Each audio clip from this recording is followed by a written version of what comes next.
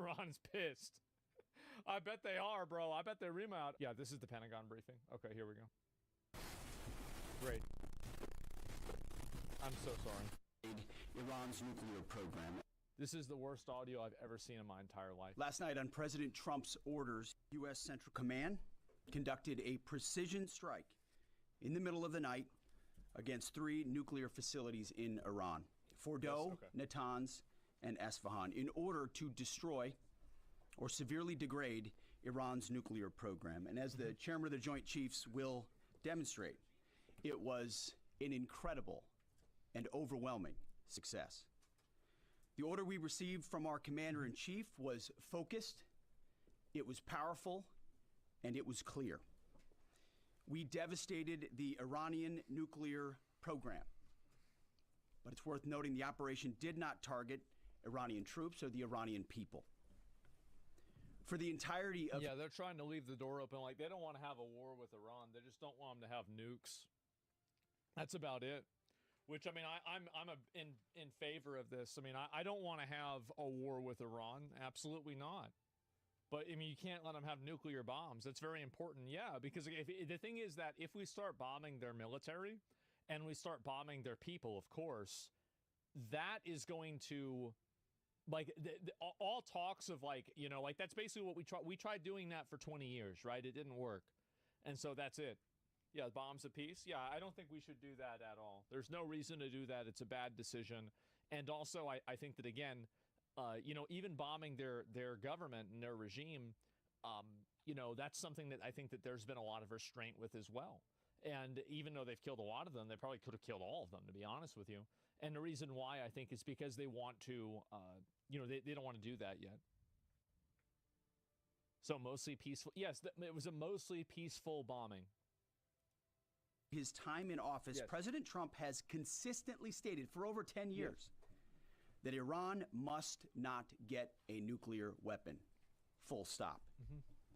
Thanks to President Trump's bold and visionary leadership and his commitment to peace through strength, we have the support of the Iranian people, their citizens, and it'll make us in Israel look bad if we bomb their citizens. I'm sure that a lot of Iranians that are living there probably are viewing the U.S. as the aggressor, and they're probably upset about this. But at the end of the day, I feel like this is a you know, a small price to pay, and I think that that frustration and that anger would have been 1,000 times worse if we had bombed their actual military or if we had bombed a civilian area. So, yeah, I mean, I feel like any level of hostility that we have incurred because of doing this would have been 100 times worse if we had done it in a different way. It's not going to stop, bro? Well, I mean, no, you're wrong. Wait, so you think bombing the civilians would have made them as equally upset as bombing their nuclear enrichment sites? You really think that? Like, were you retarded? Nuclear ambitions have been obliterated. Yep. Many presidents have dreamed of delivering the final blow to Iran's nuclear program. Yeah. And none could. Obviously. Until President Trump. The operation President Trump planned was bold and it was brilliant, showing the world that American deterrence is back. When this president speaks, the world should listen. And the U.S. Isn't bombing their nuclear facilities the same as a call to war? It could be. Yeah, it could be. Maybe, maybe not. Hopefully not. Hopefully they realize what's going to happen if they keep going, and they cut their losses and they move past it. U.S. military, we can back it up. The most powerful military the world has ever known. No other country on planet Earth could have conducted the operation that the chairman is going to outline this morning. Not even close. Just like Soleimani found out in the first term, Iran found... Fuck around and find out. He's saying it. Yep, there you go. When POTUS says 60 days that he seeks peace and negotiation, he means 60 days of peace and negotiation. Otherwise, that nuclear program, that nuclear capability will not exist. He meant it. This is not the previous administration. The President Trump said no nukes. He seeks peace, and Iran should take that path. He sent out a truth last night saying this. Truth. Any retaliation by Iran against the United States of America will be met with force far greater than what was witnessed tonight. Signed, the President of the United States, Donald That's literally it. Okay, wow. J. Trump. Yep. Iran would be smart to heed those words. Yeah, clearly. He said it before, and he means it.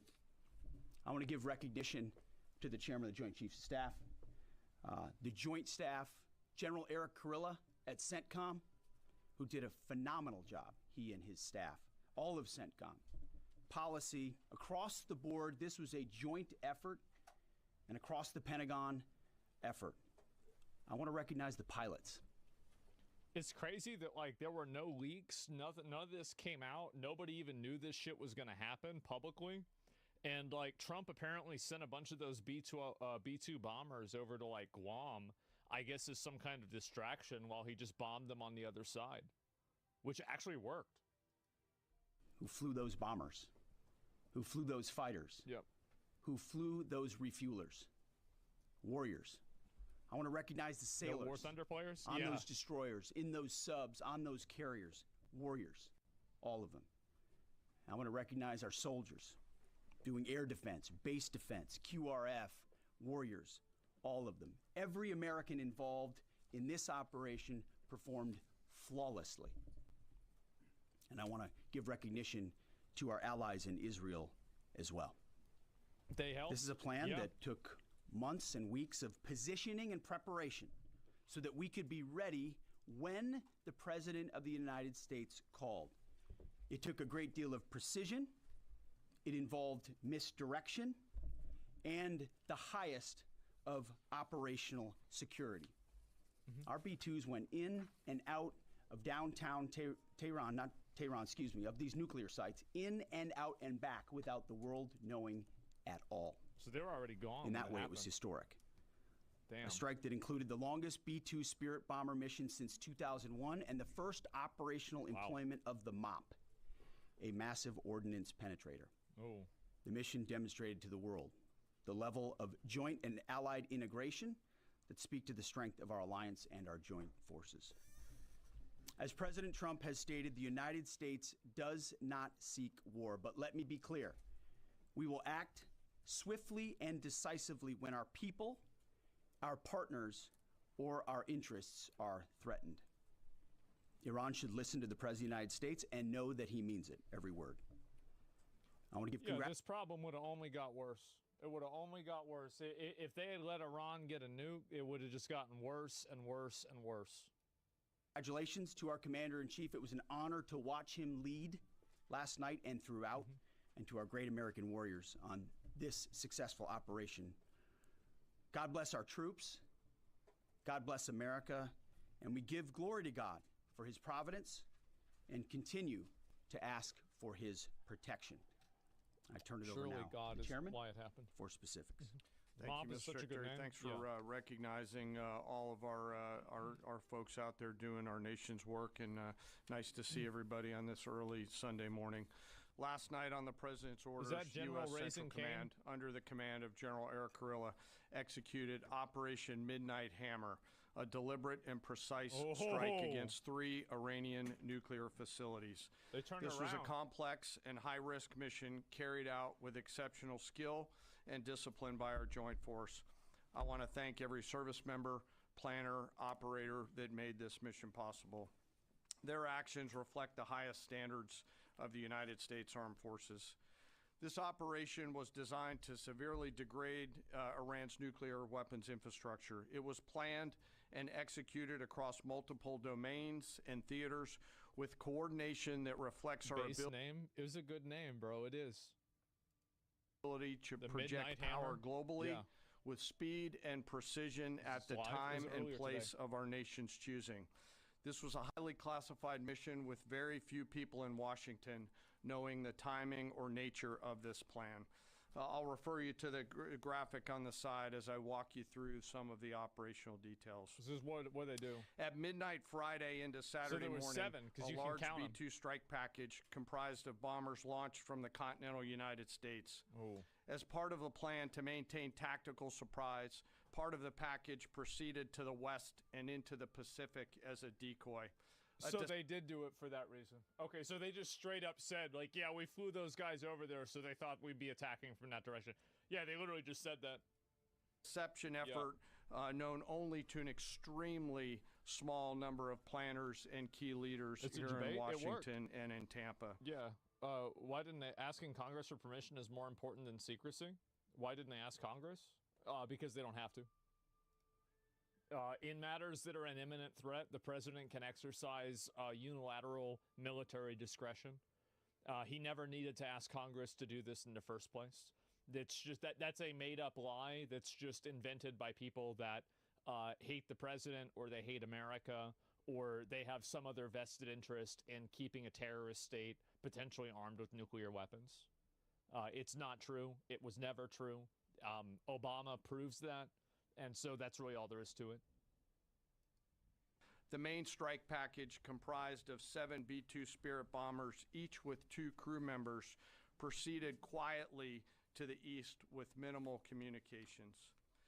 Throughout the 18-hour flight into the target area, the aircraft completed multiple in-flight refuelings.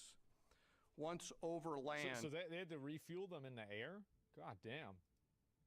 The B-2s linked up with escort and support aircraft in a complex, tightly timed maneuver. I love how, like, they actually think that, like, we literally have, like, these stealth bombers that are flying across the world, refueling themselves in midair, and then meanwhile, Iran is tweeting out AI videos of nuclear bombs, and people think that there's some sort of fucking equality here.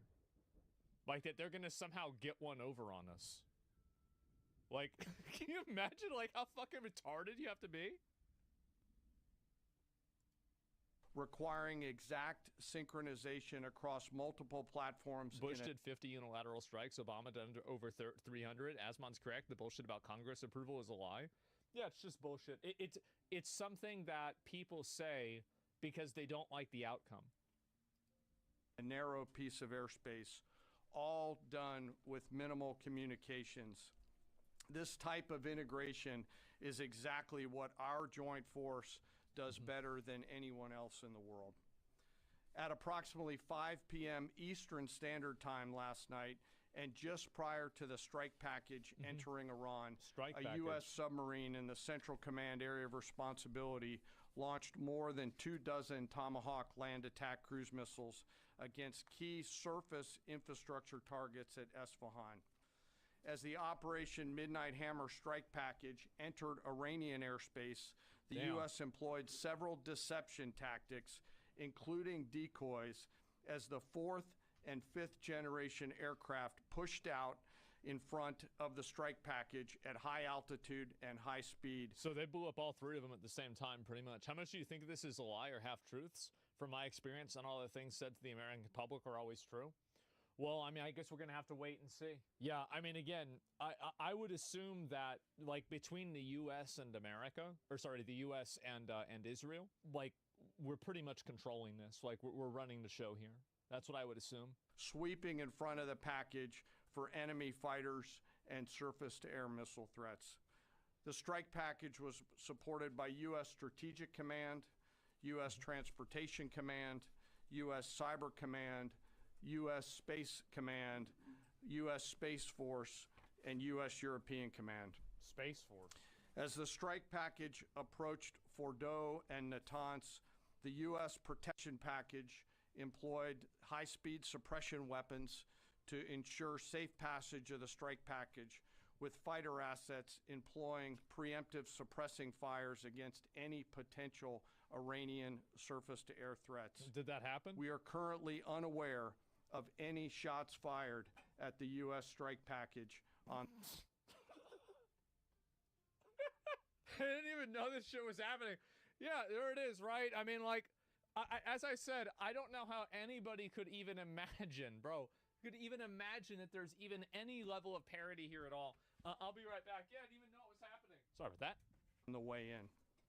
At approximately 6:40 p.m. Eastern Standard Time, 2:10 a.m. Iran time, the lead B-2 dropped 2 GBU-57 massive ordnance penetrator weapons on the first of several aim points at Fordo. As the president stated last night, the remaining bombers then hit their targets as well, with a total of 14 MOPs dropped against 2 nuclear targets. Yeah, there it is. So 12 on Fordo and 2 on the other. Massive penetrator? Yeah. Target areas. All 3 Iranian nuclear infrastructure targets were struck between 6:40 p.m. and 7:05 p.m. Eastern Time. Again, that's about 2:10 in the morning local time in Iran, with the Tomahawk missiles being the last to strike at Esfahan to ensure we retain the element of surprise throughout the operation. Following weapons release, the Midnight Hammer strike package exited Iranian airspace and the package began its return home. Yeah, clearly. We are unaware of any shots fired at the package on the way out. So they didn't even do it. They didn't even shoot him at all. Yeah. And do shit. What a surprise. This dude, when he was talking about how many inches is that? Yeah, I guess so. And take shots package? Yeah. Ayatollah picks successors for his possible assassination? Why would he pick successors? Wouldn't we just assassinate them too? I don't even understand the logic there. Like, I mean, every time that you pick a new guy, they just kill the new guy. So why would you even do that? Iran's fighters did not fly, and it appears that Iran's surface-to-air missile systems did not see us. Throughout the mission, we retained the element of surprise. In total, U.S. forces employed approximately 75 precision-guided weapons during this operation. This included, as the president stated last night, 14 30,000-pound GBU-57 massive ordnance penetrators, marking the first ever operational use of this weapon. I know that battle damage is of great interest. Final battle damage will take some time, but initial battle damage assessments indicate that all 3 sites sustained extremely severe damage and destruction. More than one. They're probably fucked. I mean, the reality is that, I mean, it's going to be hard. Like, you're never going to reduce this to 0 until you get rid of the government over there. Because, like, they're just going to start trying to do it again. It's not like this ends the problem, but it delays the problem for a considerably large amount of time, which gives you more time to wait for the regime to eventually burn out anyway. 125 U.S. aircraft participated in this mission, including B-2 stealth bombers, multiple flights of 4th and 5th generation fighters, dozens and dozens of air refueling tankers, a guided missile submarine, and a full array of intelligence, surveillance, and reconnaissance aircraft, as well as hundreds of maintenance. I mean, finally, like, I mean, we've been paying taxes for this shit for fucking ever. Think about how much money we've been paying for this for years. Finally, they're doing something with it. Did we get any Iran statement yet? I don't know. They probably said Iran probably said we didn't hit anything and all of our attacks weren't powerful at all. Like, that's it. Like, I guarantee you that's what they've said. And operational professionals. As the secretary said, this was the largest B-2 operational strike in new AI video. There you go. U.S. history, and the second longest B-2 mission ever flown, exceeded only by those in the days following 9/11. Yep. Well prior to the strike, General Kurilla elevated force protection measures across the region, especially in Iraq, Syria, and the Gulf. Our forces remain on high alert and are fully postured to respond to any Iranian retaliation or... They said they evacuated facilities months ago? Well, I mean, based off of the fact that they can't even evacuate their own leadership to avoid getting killed, I just, like, the idea that people think that Iran can somehow do something without us knowing about it, while we're simultaneously like murking every single one of their leadership positions over and over and over. How can somebody believe that? Really, how could anybody believe that for a second? They can strike a moving car. Yeah. Do you really think that, like, so, and everybody knows where these sites are. Do you really think that they don't have satellites? There's not somebody watching the satellite. Where are those trucks going? I wonder what's in those trucks. Like, what do you think? What do you think happened? Attacks, which would be an incredibly poor choice. We will defend ourselves. The safety of our service members and civilians remains our highest priority. This mission demonstrates the unmatched reach, coordination, and capability of the United States military. In just somebody says they have satellite photos of cargo trucks leaving. So let me get this straight. You think that the United States military doesn't have access to satellite photos that you saw on Twitter? a matter of weeks, this went from strategic planning to global execution. This operation underscores the unmatched capabilities and global reach of the United States military. It's embarrassing. As the president clearly said last night, no other military in the world could have done this. I join the president and the secretary in being incredibly proud of the air crews, naval forces, cyber operators, planners, and support teams, and commanders who made this mission possible. It is their skill, discipline, and teamwork that makes this operation possible. I am particularly proud of our discipline related to operational security, something that was of great concern to the president, the secretary, General Kurilla, and me. And we will. Yeah, I was really impressed that none of this shit got leaked. Nobody talked about this. Yeah, it just happened pretty much without any problem at all. Continue to focus on this. As we stand here this morning, many assets are still airborne, and we have hundreds deployed. I ask that we keep our warfighters on their way home and our deployed service member in our thoughts. Our joint force remains ready to defend the United States, our troops, and our interests in the region. Thank you very much. That's about what I expect. We will take a few questions, Phil. So they basically just cooked him. Like, that's it. Why is he patting himself on the back so hard? Well, I mean, I feel like this is kind of the time that you would do that, right? Like, whenever you carry out a successful operation that's bombing a place on the other side of the world with, like, multiple... Like, I mean, I feel like this is, like, if you're going to pat yourself on the back for anything, it would probably be after something like this. I mean, it's better to pat yourself on the back after this than, like, after eating, like, an entire rotisserie chicken in one night, right? I feel like this is a little bit more impressive. Me? Yeah. So, is regime change off the table, Mr. Secretary? And to the chairman, you said the battle damage assessment is still ongoing, but do you believe that some nuclear capability in Iran remains? This mission... There's probably some percentage of it, but it probably went from like 80% to 5 or to 10. Was not and has not been about regime change. The president authorized a precision operation to neutralize the threats to our national interests posed by the Iranian nuclear program and the collective self-defense of our troops and our ally Israel. Thanks for your question. I think BDA is still pending, and it would be way too early for me to comment on what may or may not still be there. But thanks for the battle question. damage analysis, I'm Green. assuming. Green. No, behind you. Excuse me, Mr. Secretary, can you tell me, was there a particular moment when the president decided to pull the trigger on this operation where he said, now, rather than being, something in the holster, now we're going to pull the trigger on it? I would just say... They should have negotiated in those 60 days, man. They had 60 days, but they were bullshitting around. They had their chance. Having the opportunity to witness his leadership, he was fully committed to the peace process. Wanted a negotiated outcome. Gave Iran every single opportunity and unfortunately was met by stonewalling, which is why he gave them plenty of time to continue to come to the table and give up enrichment, give up the nuclear program.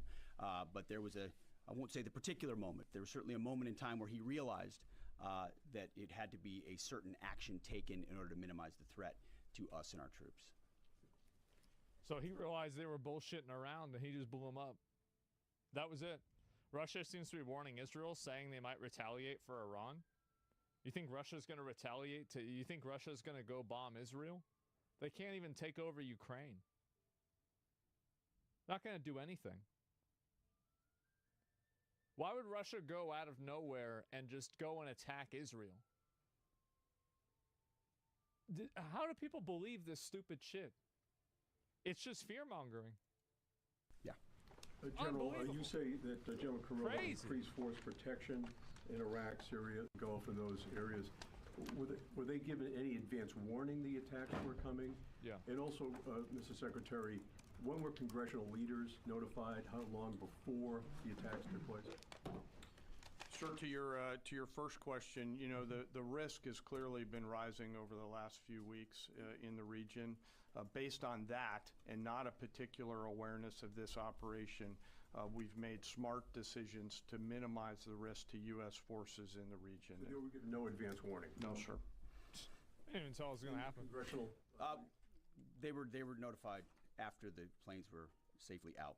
Well, we complied with the notification requirements of the War Powers Act. Attacks, they were notified. They told them that it happened. They said, by the way, we just got done bombing them. This just happened. Immediately thereafter. Yeah. Yes. Thank you, Secretary. Two quick questions. After the fact, Do you believe you completely destroyed Iranian nuclear program? And how about Iranian ballistic missiles? Your ally as Israel always saying that is biggest threat. And second question is very important. What will be your next step if Iran or militias under Iranian influence in the region attack U.S. interests or allies in the region? It's a good question. And you can chime in on this too, Mr. Chairman. The battle damage assessment is ongoing, but our initial assessment, as the chairman said, is that all of our precision munitions struck where we wanted them to strike and had the desired effect. Which means especially in Fordo, which was the primary target That's here, the main one. we believe we achieved destruction of capabilities there. Ultimately, wherever it may be, whether it's in Iraq or Syria or why would we want to give people compromised by foreign interests any idea what we're doing? They have no goodwill left for me. Well, yeah, of course. Why would you want to tell them? Yeah, no, I completely agree with you. In the Gulf, as the president said, it would be as the chairman said, it would be a very bad idea for Iran or its proxies to attempt to attack American forces. Be a bad idea. Thank you, Mr. The thing is that after you killed all of their leadership and you bombed them with 7 fucking B-2 bombers, I feel like in a lot of cases, they're probably going to listen to that. Secretary, regarding retaliations, Iran and North Korea are cooperating on nuclear and missile development. Do you think there is a possibility that Iran, North Korea, and the other forces, such as China, will join forces to retaliate against the United States? Well, unfortunately, because of the policies under the previous administration, we drove those countries together. And ultimately... Should have never let North Korea get nukes. What a massive fucking mistake. What a huge fucking mistake. How do you let something like that happen? That creates a challenging environment. So For this particular operation, the focus is on Iran and Iranian nuclear capabilities. That's Clinton's our focus fault? here. He fucked is up. to not just say that they can't have, but President Trump has said from over 20 years, frankly, Iran cannot have a nuclear weapon. And ultimately, he decided this is the moment, given their stonewalling, when direct military action... You didn't have a choice, bro? China was backing them? Well, China and Russia were backing Iran, and we sure seemed to blow it up just fine. What are they going to do? Nothing. Being afraid of consequences oftentimes ensures that those consequences will happen in the future. That's the thing, is like constantly being afraid to act means that people will take advantage of that and act for you. Had to be taken to prevent that from happening. Yes.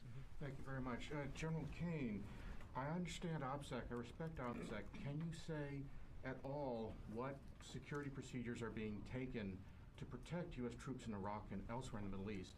And Secretary Hegseth, as a I don't think they would go and say that publicly, would they? That would be a bit of a mistake. Veteran, yeah. What do you say to veterans who may be concerned the U.S. is getting into another open-ended war in the Middle East over weapons of mass destruction? Thanks, sir, for the question. I won't comment on what force protection measures are being taken in the region.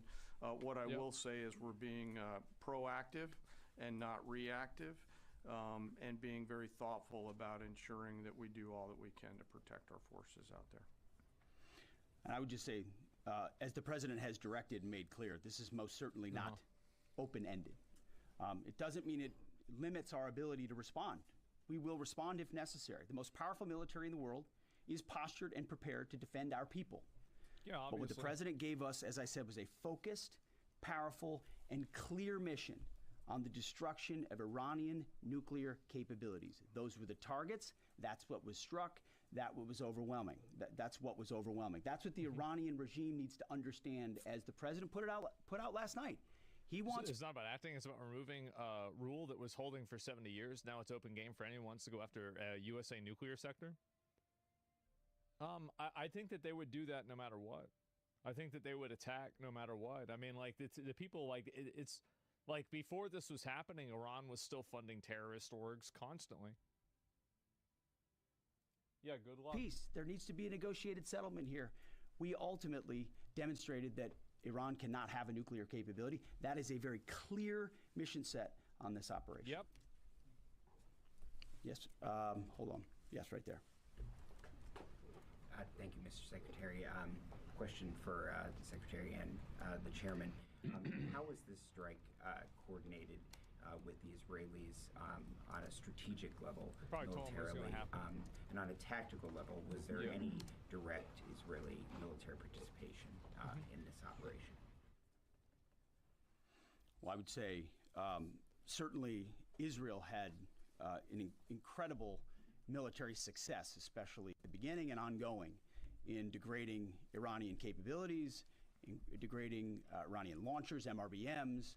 It's been incredible to watch what our ally Israel has been able to do. And there certainly have been conversations. I mean, General Kurilla at CENTCOM has worked closely in the defense of Israel for many years.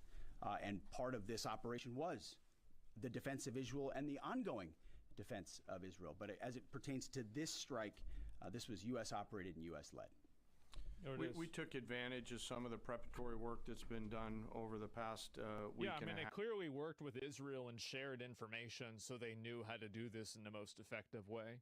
I mean, this is probably what's been going on for weeks now. It's obvious that that's what happened. That's why you have an ally in the region that has a lot of intelligence. That's the entire purpose of that. If you don't have that, then why would you even do it? In terms of axis of approach, I won't get into the particulars, but as the Secretary said, it was a U.S. strike. We made sure we were not in the same piece of airspace and sky. Aside from that, that was the extent of it. We'll take a couple more. Yeah, right there. Question to the Secretary first. Are you concerned whatsoever now about the reaction from U.S. allies given the strike, particularly those in the Gulf? And to the Chairman, if I may, I understand you don't want to speak to specific assets and force protection measures, but do you anticipate at least having to bring in any further assets from other theaters to aid in force protection over the coming days? Why the fuck would he say that? We certainly understand the challenges of allies in the region. Why the hell would he say that? We have been respectful and in working in collaboration with them as it pertains to basing and sensitivities there. Ultimately, they've got a lot of assets and people in those locations also where American troops are co-located. So that's a consideration of ours. We've been in close consultation with them, and we appreciate the support that we have got. Thanks for the question on sort of the global picture. And as you know, that's one of my jobs, is to look globally at the entire range of challenges. We are always carefully considering our force posture around the world and then offering options to the Secretary and to the President. I won't comment on any future things, but the American people should know that we carefully consider those moves around the world and try to modulate as needed our force structure in the region. Absolutely. I'd expect something like that. What communications are being sent to the Iranians right now, and is there any possibility of diplomacy now or in the coming days? I can only confirm that there are both public and private messages being directly delivered to the Iranians in multiple channels, giving them every opportunity to come to the table. They understand precisely what the American position is, precisely what steps they can take to allow for peace, and we hope they do so. Yes? Hopefully, right? The president Ideally. may not want an open-ended conflict. The Iranians may disagree. Well, I mean, obviously, you don't want an open-ended. Nobody would want an open-ended conflict. But being afraid of any conflict is guaranteeing a conflict that's bad in the future. I don't see how people don't see that. Well, anything can happen in conflict. We acknowledge that. But the scope of this was intentionally limited. That's the message that we're sending. With the capabilities of the American military, nearly unlimited. So Iran, in that sense, has a choice. But we've made it very clear to them, this is nuclear sites, this is nuclear capabilities, this is the line that the president set, and we set that back. Now is the time to come forward for peace. But I think one of the takeaways from this as well is the unprecedented level of ongoing cooperation. I can't speak highly enough of the chairman and his staff and General Kurilla in CENTCOM, what they've done to look around the corner, to pre-position, to understand how an operation like this comes together. The scope and scale of what occurred last night would take the breath away of almost any American if you had an opportunity to watch it in real time. Yeah, I mean, I bet they planned this shit out. Like, apparently they had planned this out for a long time beforehand, too. So, like, that's actually, that's a good thing. I'm glad. I'm very glad. And I think Tehran is certainly calculating the reality that planes flew from the middle of America in Missouri overnight, completely undetected over 3 of their most highly sensitive sites, and we were able to destroy nuclear capabilities. And our boys in those bombers are on their way home right now. We believe that'll have a clear psychological impact on how they view the future, and we certainly hope they take the path of negotiated peace. But I could not Are be... people so anti-war that they're worried about the cost of American casualties? I feel like we could wage war for cheap plus 0 deaths. People wouldn't be so ass-pained. I think that a lot of them are just brainwashed. I think they're brainwashed and they're afraid of another Iraq war. Which, I mean, I can see why. Like, I mean, I can understand the sentiment, but I don't think that it's a logical position to hold. Like, the idea that because America made a mistake 20 years ago, that means that we can never take an action because it could be a mistake in the future. That's a very bad precedent to set. More proud of how this building operated, of the precision, the sensitivity, and the professionalism of the troops involved in this effort. I will take one more. We'll take one more question. Yes, right there. Thank you, Mr. Secretary. Concerning the justification for these strikes, in March, the Office of the Director of National Intelligence released their threat assessment, concluding, quote, Iran is not building a nuclear weapon, and Khamenei has not authorized the nuclear programs he suspended in 2003, unquote. So what new intelligence does the U.S. have since then that the Iranians have changed their position on nuclear weapons? And does this the premise that their position that they publicly state is anything to go off of is a bad premise. Like, the entire idea that you should listen to what they're saying is stupid, right? Like, just at a foundational level. Intelligence come from U.S. sources and methods, or are we getting this information from other countries? Well, I would just simply say that the president's made it very clear. He's looked at all of this, all of the intelligence, all of the information, and come to the conclusion that the Iranian nuclear program is a threat. Yep. And was willing to take this precision operation to neutralize that threat in order to advance American national interests reduce the Iranian nuclear program, and obviously collective self-defense of ourselves and our allies. So he looked at all of it, that's what matters. understood the nature of the threat, and took bold action I think the American people would expect in a commander-in-chief. That's all we've got. Thank you very much. Appreciate it, Mr. Chairman.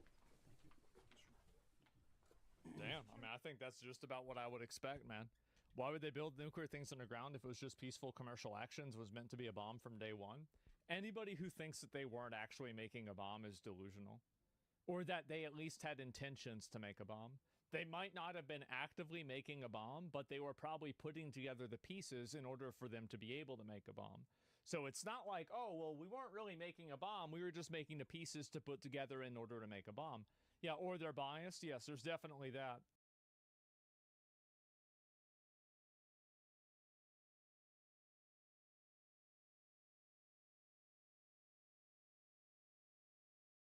Last year,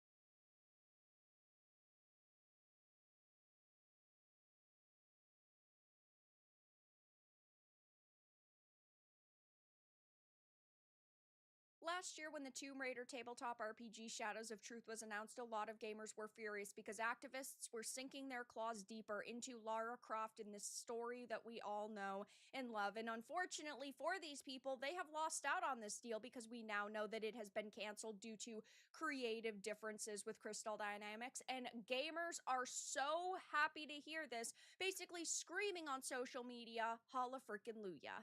I have a few different things to show off, but before I get into the topic, if you enjoy the content I create, check out the links in the description, join the community in my live streams, and consider supporting through Patreon or YouTube memberships. Now, the idea of a really good Tomb Raider TTRPG sounds fantastic. I love Lara Croft, I love Tomb Raider. I would love to see more amazing products with her face slapped on them, but unfortunately, we found out very quickly that this was going to be riddled with current day political agendas because there were a lot of activists working on this, a lot of people who went into it not with Lara Croft's mindset first, not with worrying about what fans wanted first, but with what can we change. And sure, part of that is on Crystal Dynamics for allowing this to even go into production, for even bringing a team on to do this and signing contracts, but now we know that it is canceled following creative differences.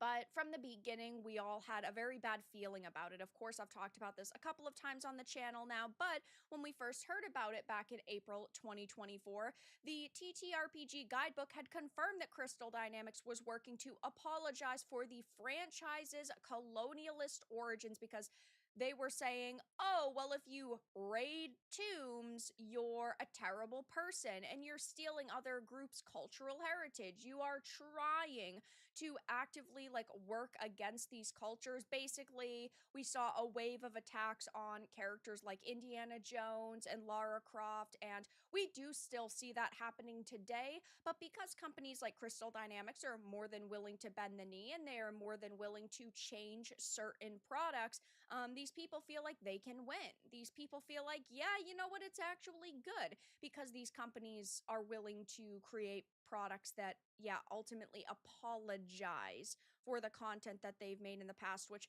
I think is absurd. If you are so offended by Lara Croft and her story and the concept of tomb raiding, stop profiting off of it. Stop making Tomb Raider content. Make a different character. But they never do because they know that Lara makes a heck of a lot of money. And now we're finding out that, well, this has been scrapped after the activist designers alienated their core fan base. I did talk about this in another video. It will be linked down below, but just to go over it very, very quickly, Crystal Dynamics announced that they would be ending the collaboration over creative differences, which is clearly because the Tomb Raider fan base didn't take well to the woke activism skin suit of the Tomb Raider franchise, but the story has a deeper element. An insider close to the company spoke exclusively with Fandom Pulse, saying that there was a free-to-play Tomb Raider tabletop RPG already developed, done internally at Crystal Dynamics by a now former employee. And of course, a company of this size always has multiple projects in the works. They have multiple video games, tabletop RPGs, books, things like that in the works, so they have a lineup of products to release over the course of several years.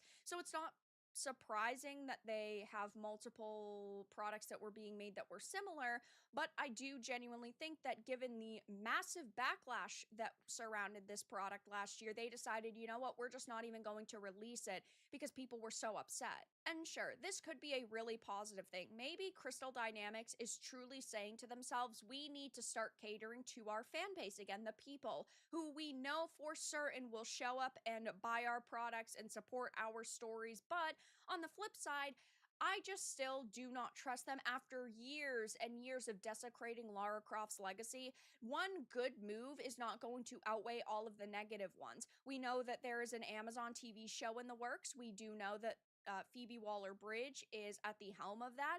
We don't know exactly who is going to be cast as Lara Croft. It sounds at this point like it's going to be Sophie Turner, which a lot of people have a lot of different opinions on. I don't think that she looks like Lara at all whatsoever. She is a beautiful woman, though. She is a pretty good actress, though. She definitely would not be my and many other people's first choice, but we do know that Phoebe Waller-Bridge really only writes comedy, and she really only writes content that has some sort of spin on the modern day. Some sort of narrative has to be behind her work, and that makes me really worried. I was not a fan of her when she worked on The Dial of Destiny. So she's going from one franchise that's deemed controversial to another. I wonder how they're going to modernize Lara Croft. Maybe that will come out and it'll be good, but it's been in the works for 5 years. She's gotten over $100 million and there's still not a script, which is just a massive, massive red flag. But now, of course, that we are finding out that this TTRPG is canceled and really the activists have lost, gamers are roasting them and saying, yeah, you shouldn't have listened to these people, that this is the content that your audience wanted and you should have listened to us from the get-go. So there are a ton of different posts that I wanted to go through because I think that they're hilarious. Mad Scribe said, "You don't say," to the news that the tabletop RPG Tomb Raider Shadows of Truth has been canceled. There are tons of people saying, yeah, haha, we literally all knew that this was going to happen, but you still love to see it. I used to endorse Evil Hat, even writing a book using their Fate game system, till they went off the deep end. Was it too gay or not gay enough? Larry Croft and the Redistribution of Wealth was probably a bad title. Can't imagine what those differences were. It is honestly a little shocking given Crystal Dynamics is a company that has definitely tried to kind of rework Lara Croft's image over the past couple of years. Maybe they truly are finally taking a step back and going, you know what, we can't work with these activists anymore. But either way, I'm just happy to see that this isn't being created anymore. And that does suck because I want everything to come out and be amazing and for an audience to enjoy the content. But we knew that nobody was going to play this. We knew that nobody was going to buy this. And really all it did was cause a divide between the Lara Croft fan base, which is just so sad to see. Maybe Crystal Dynamics finally grew a pair. I cannot imagine anyone licensing their IP to Evil Hat. You may as well just announce to the world you don't give a shit about your characters or world anymore. I'm surprised they didn't give her vitiligo. Wow, you don't say. People saying, I wonder what went wrong, and then pointing and laughing. Headed over to Scratch Points, he said the Tomb Raider tabletop has been canceled due to creative differences between the high-quality character designs, sensitivity consultants, and prolific writers. It's just so difficult to imagine what could have possibly gone wrong here. Womp, womp, womp. Evil Hat banned me for criticizing their female character in a wheelchair on a submarine in their third-party supplement, Deep Dark Blue. No wheelchairs exist on extensively cross-braced, cramped submarines, but you know, representation, guys.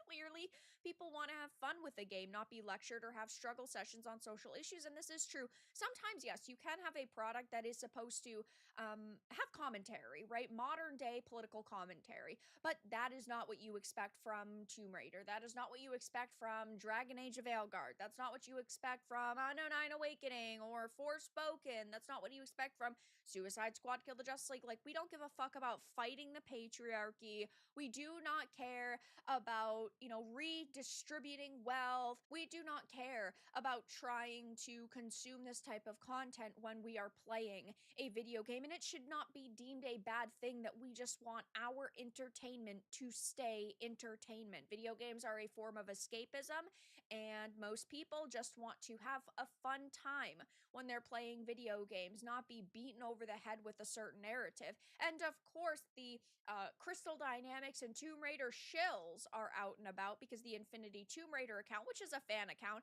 has hidden a bunch of replies. Most of them are not even that bad. Everything woke turns to shit. Now arrest them for treason. Get woke, go broke. It seems like they kind of gave up on silencing people because they realized that the reception to this was overwhelmingly negative. Good, we don't need Evil Hat ruining the game. Yay! Good riddance. Thank you, sweet Jesus. Thank God. Good to know. Thanks for the good news. Thank God. So happy to see this. I'm actually happy about this. Let's focus on important things. So yeah, they are getting absolutely raked across the coals right now. I'm happy to see that these activists could not damage Lara Croft's image anymore.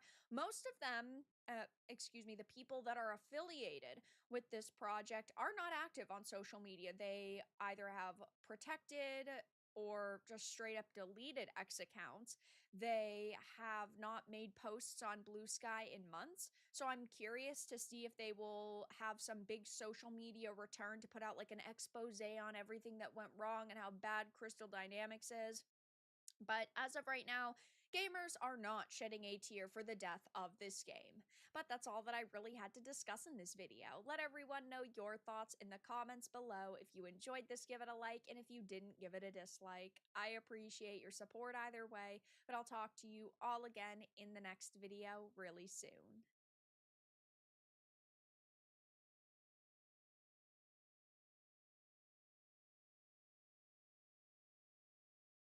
Hello and welcome.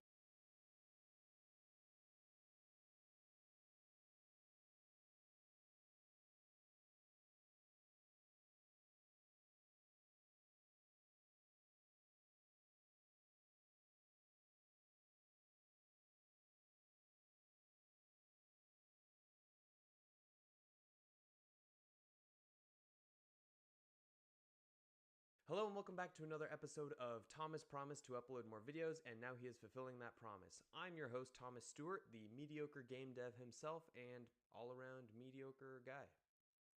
I've been doing this game dev thing now for 6 or 7 years, and I've made a big effort to try and pay attention to the business side of how others are making indie games so that I can learn a 2 or thing. And as I was thinking about my own approach to indie game development, and also reflecting on how I've seen other people succeed in this space, I want to break down some of the things that I've observed. Now, originally I was planning on going over 5 drastically different ways that I've seen indie devs operate the business side of indie game development, but then I realized that there's just too much to go off of there. So since there's just too much to talk about, I think each of those 5 business models are going to get their own dedicated video. Either way, this particularly unique way of making video games has been on my mind a lot lately. So I decided to take some time today to talk through my thoughts on the game dev collective and subscription business model to developing indie games. As a quick shout out, I want to let you know that my game Tanks But No Tanks officially launched on the Nintendo Switch yesterday. So if you want to check it out, it's a really fun party arcade game where you shoot bullets at each other, collect coins, buy upgrades. It's a lot of fun. It's best played with friends, but you can also play single player against bots. Now, launch week for these kinds of games are very important, so if you own a Nintendo Switch or a Nintendo Switch 2, it would mean a lot to me if you go check it out. Thanks. Okay, so more about this collective subscription model. If you listen to the Scope Creepers podcast, you probably heard me talking to Aramis the Wise about how the game dev collective and subscription model may be a business model that is semi-tenable for the average indie dev. Now, this particular business model has been popularized by the team at the Sock Pop Collective. And if you're not familiar with them, they're a group of 4 guys. I think they're all friends and they went to school together, and they decided to form a collective of game developers. They're not a game studio, but they're 4 individual developers that decided to group all of their projects under one umbrella company so that they can launch with bigger marketing appeal. So what this looks like for the player is that you can go to their Patreon and sign up for just $3 a month, and you will get 2 indie games every single month. So from the outset, I think they started in 2018, they were shipping a small indie game every 2 weeks. And as of the recording of this video, they have released 111 games. That's insane. And to be fair, some of those games seem a little lackluster and potentially half-baked, but in general, their games are very cool, very unique, very cozy, and they offer something to the gamer crowd that isn't offered elsewhere. And if you take a look at their Patreon page today, they are making over $6,000 every month from their Patreon subscribers. Now keep in mind that that's getting split 4 ways. Oh my gosh, I can't talk. I'm gonna drink some water. Now keep in mind that that $6,000 is getting split amongst the 4 individual developers, but still, that's a considerable amount of contribution that they're getting from their player base. So as a player, I love the idea of getting to try new, unique, and artsy indie games for basically the price of a coffee every month. And actually not even, because you can't even buy a cup of coffee for $3 anymore. And as a dev, I like the idea of not being bogged down by one that's made timeline for 2 being forced to release small scoped games on a regular cadence. But something that's interesting about the Sock Pop Collective is that originally they were launching 2 games every month for their Patreon backers, and then they moved that back to 1 game per month. Then 1 or 2 of their games exploded. I think one of their games, Simuland, made about 6 figures in Steam sales, but then their game Stacklands really blew up, and it's made over $3 million in revenue. So now they don't actually have any dedicated timeline for releasing their projects. They've decided to continue to work on bigger scoped games now, and there's no commitment for when they're going to release them. So even though they aren't committing to releasing a game every month anymore, they're still getting $6,000 from their Patreon supporters every single month. Why is that?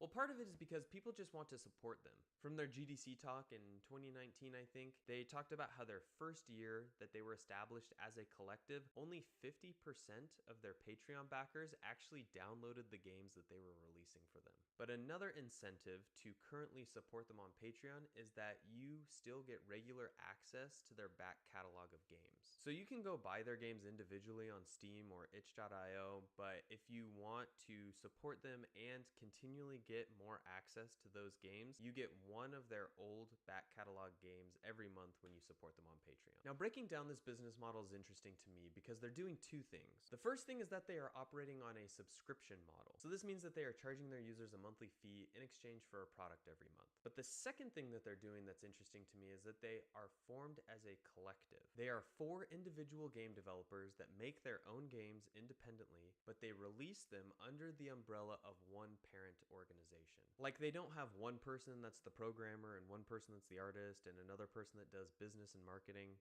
None of that. They are solo developers and they build their own games in their entirety. So this is interesting because releasing 1 game a month seems like an impossible cadence to publish games. But it's actually not that bad because each developer gets 4 months to work on 1 game. And 1 game every 4 months is super doable. But a problem that others will have while trying to mimic this business model is gathering a group of developers into a collective to allow for a regular release of games. I'm guessing very few people would pay a monthly subscription fee to only get 1 game every 4 months. And what Sock Pop has going for them is that they're all friends in real life. They rent a space in a building and they work shoulder to shoulder, side by side. They were friends before they started doing business together. And that level of trust is probably essential and definitely hard to come by if you're trying to form a collective and a trustworthy business partnership for indie game development. Now, another bit that's very interesting to talk about is what their Steam sales look like. So let me pull it up. Out of 111 games, they have generated an estimated lifetime revenue of $4.7 million, but the median revenue per game is only $2,000. Their biggest breakout was Stacklands, which generated an estimated $3.4 million, but that's just Steam sales. These are people who bought their game.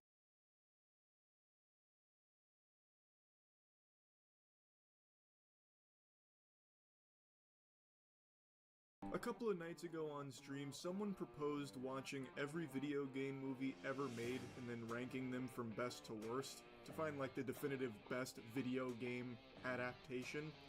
And I really liked that idea, so that's exactly what I'm doing.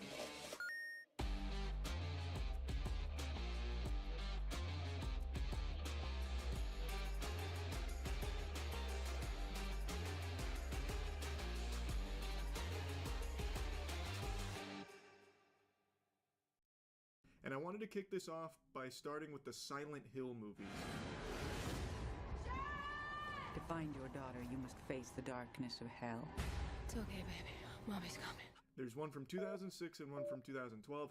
I vaguely recall watching them when I was younger, but I don't really remember shit about them. I just know a lot of people consider them to be an affront to God, like a huge insult to the franchise. There's a lot of people that really hate them, but as with everything, I approach it with an open mind and open cheeks, so I was going into this with a blank slate, ready to either be impressed or depressed. I started with Silent Hill 2006. Marker?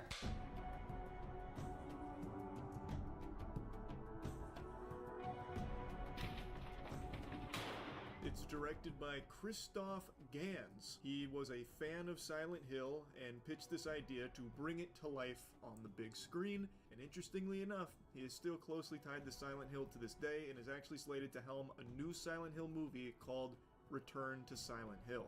So is that hopeless or hype? Well, if Silent Hill 06 is anything to go by, I'm pretty fucking hyped for it. The painting was done by a scenic artist here in Toronto. His name is John Fraser, and he probably spent 3 weeks working on the painting at night while we were building the set around him. He'd come in afterward as we went home, and he'd put the lights on and paint away. We'd come in the morning and there'd be a little more built. We actually took pictures of some of the art department people in some of the costumes of the and painted them into the painting. You probably wouldn't be able to pick them out, but there are a few art department people in there. I don't know why people poo-poo and spit on Silent Hill 06. Like, it's not like Sonic 06, you know, where it's like irredeemable dog shit or anything. What the hell is even that? This movie's pretty good. It's got tons of flaws, sure, but as far as video game adaptations go, especially for that era, it does a really decent job and makes a very, like, passionate attempt to capture what made the game special. And I think it's very clear immediately with its music.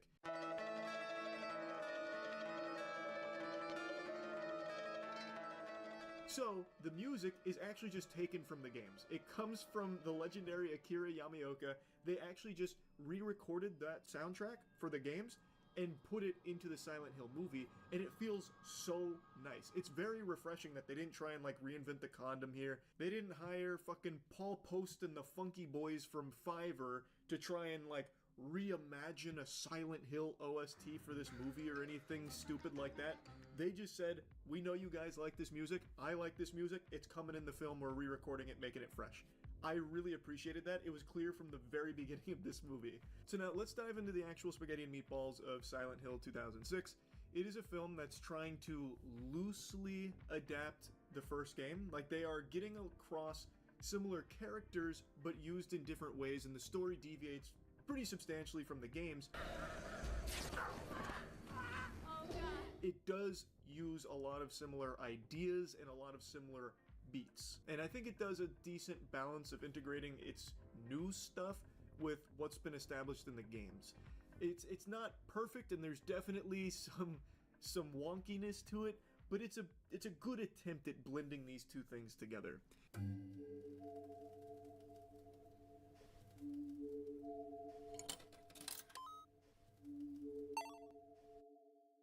The film starts with Rose, and her daughter Sharon is sleepwalking, and she finds Sharon on a huge cliffside about to, like, plunge to her death because she's in a trance and envisioning going home. Home being Silent Hill.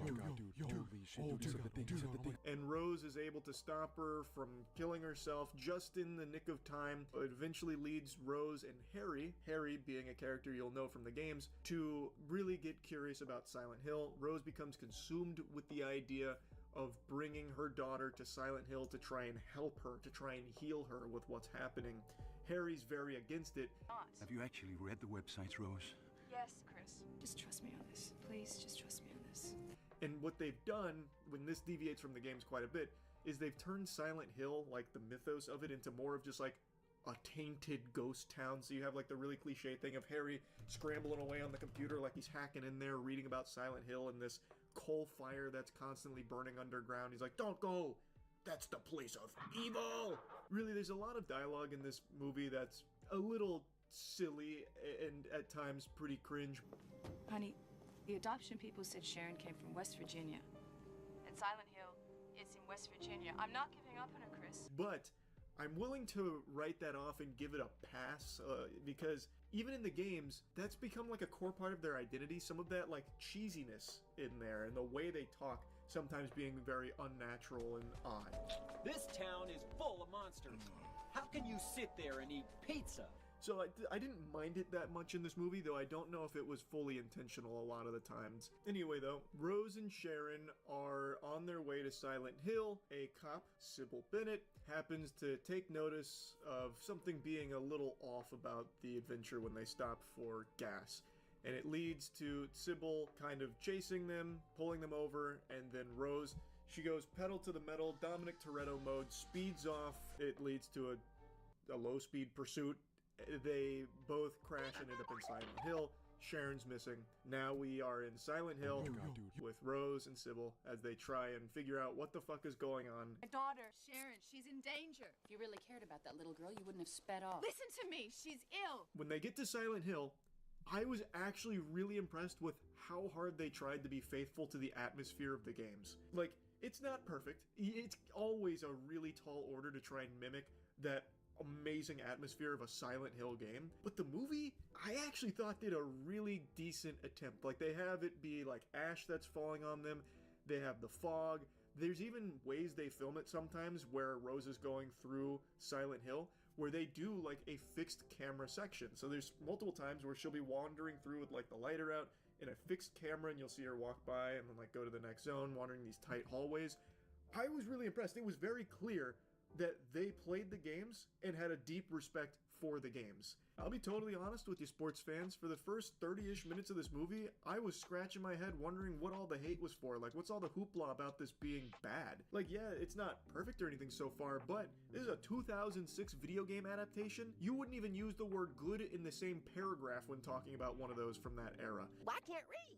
And this one out here, feeling real decent right now. Especially when it came to the monsters. The monster designs, pretty close to how they appeared in the games, and this movie used almost entirely practical effects. They would have latex suits and makeup on like dancers and shit to do like the nurses and to do a lot of the other monsters. They did a great job in that department, I thought. Now, it's not to say there's no CGI here.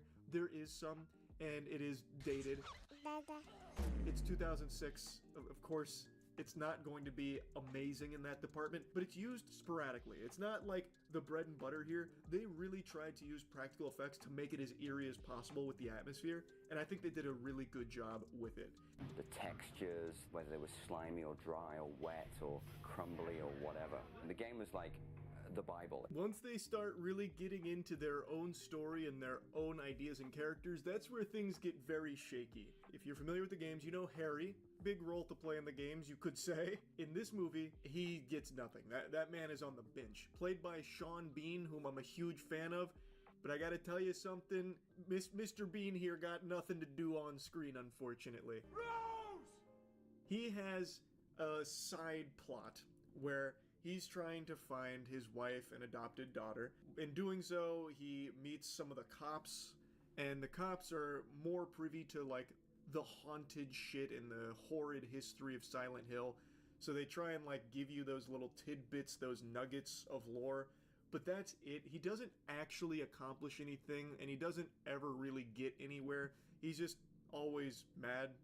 Understandably mad because he wants to find his wife and daughter, but like he's only ever like talking to police, and the police are just stonewalling him, being like, "Do not go to Silent Hill. Look at the palms of my hands. They're burned." As Rose and Sybil are trying to run away from the darkness and figure out things going on, they run into Anna, who's throwing rocks at Dahlia.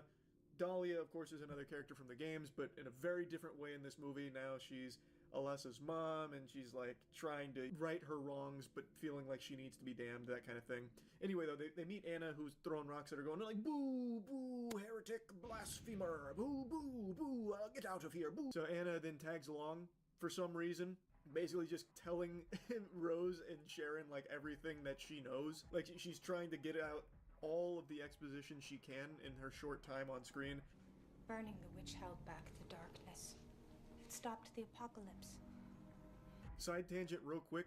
This is a big complaint I have about the movie, especially towards the end. A lot of what happens is basically just a character telling you, and then this happened, and then that, then there was this, and then this. We cannot forget about this when this happened because this happened and then that happened. It's just a lot of them just like filling in blanks of like narrative bits and pieces. Rose gets fed all of the exposition towards the end anyway, so all of the pieces that Harry was getting basically just get solved. Now, of course, Harry's not a new character, they just use him in a new way, or really don't use him in any way, as opposed to the video game counterpart. The movie does have new characters like Christabella, who's the main villain. She's the leader of this cult, constantly, you know, burn the witch, burn the witch. Mr. Electric, send him to the principal's office and have him expelled! This movie had some like real wacky shit to it, where like a lot of it was done for the sake of shock, I feel. The best example of that is there's this scene with Pyramid Head, and as they're running to the church, Dahlia kind of summons Pyramid Head there. And Pyramid Head grabs Anna, rips off her clothes, she's fully nude now, and then Pyramid Head grabs her skin, her flesh, and gives it like a titty twister, and then rips all of her flesh off, like she was ripping the skin off a turkey leg, and then throws it at Sharon and Sybil, who get blood on them, and they go, ooh. It comes out of nowhere. Like, nothing else like that had happened in the movie up until this point. Like, some people had been eaten by bugs, but there was nothing like that. It just comes out of nowhere. So it does seem like there was a huge emphasis on trying to deliver shocking moments without them necessarily being jump scares. And a lot of what the movie does is take things from the game and throw it in here, like some really cool stuff from the game, throw it in here without ever actually making it make sense. So like Pyramid Head being here doesn't really work if you know the games well. Like Pyramid Head in this movie, they don't do a whole lot to really make that work because it really doesn't. It's all coming back. I don't like it. I don't like to think about it. But Pyramid Head is here, and Pyramid Head does look cool. Sybil and Rose, they're being, you know, escorted by the church because they believe they had no reason to believe that they were, you know, friends of Alessa's or anything like that, heretics. But when Christabella goes to give a locket back, she notices that the girl in the locket looks a lot like Alessa, and thus she concludes that they must be burned because they're evil. Sybil has like this hero moment where she basically shoves Rose into an elevator and then closes the door behind her saying, "Go find your daughter." And then she stays behind and fights off the cult. Fights off. I'm using very loosey-goosey. She has a gun, but the gun's empty. The cult doesn't know that, so she's keeping them at bay. And then for some reason, instead of just like keeping the bluff up and leaving, she clicks the trigger, nothing happens, smiles, letting them know that there's no bullets, and then she gets beaten within an inch of her life. That was so fucking stupid. It feels like they really wanted to get like a noble hero sacrifice herein, but they couldn't write it properly. She had two options. She could have continued to keep up the bluff with the gun and just leave. It was working.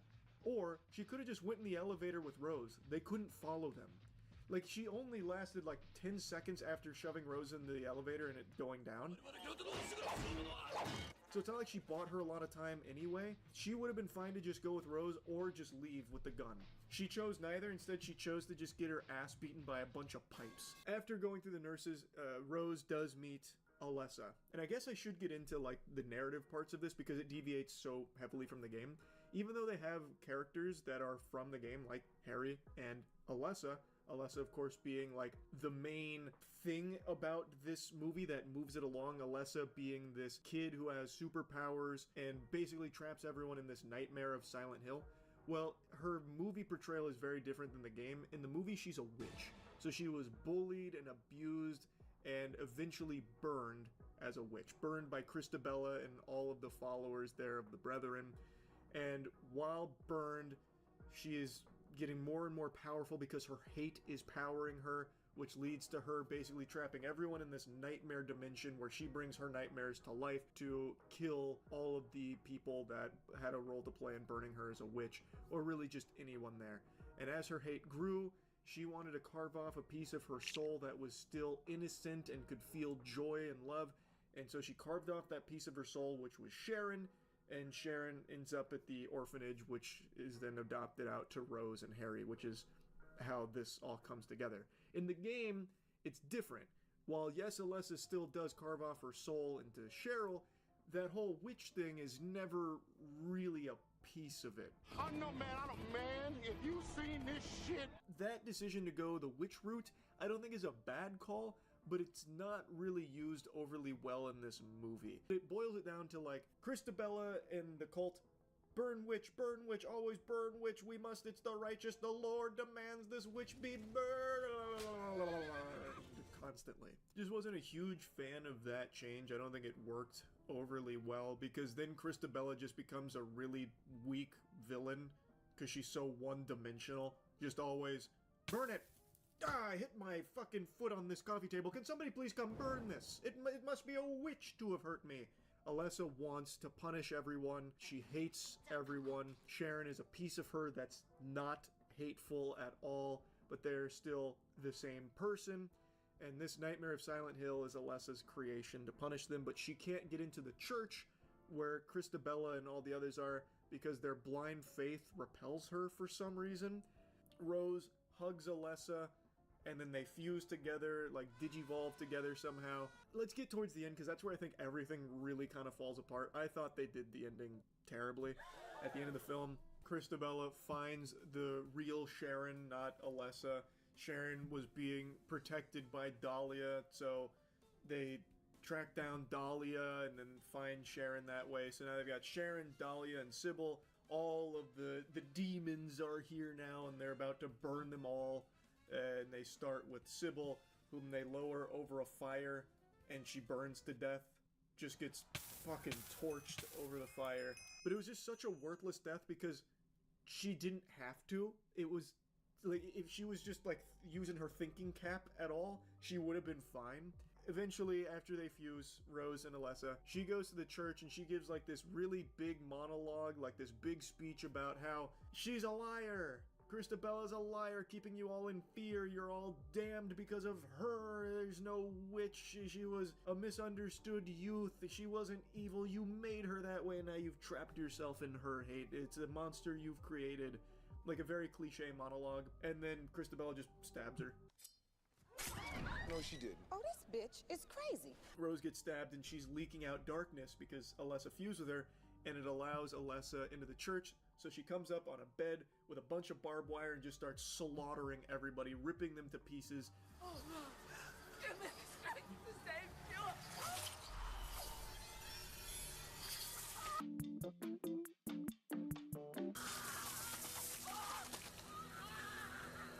That's CGI, and it's pretty dated looking. That doesn't look very good. But anyway, she kills the whole cult. Rose is able to save Sharon.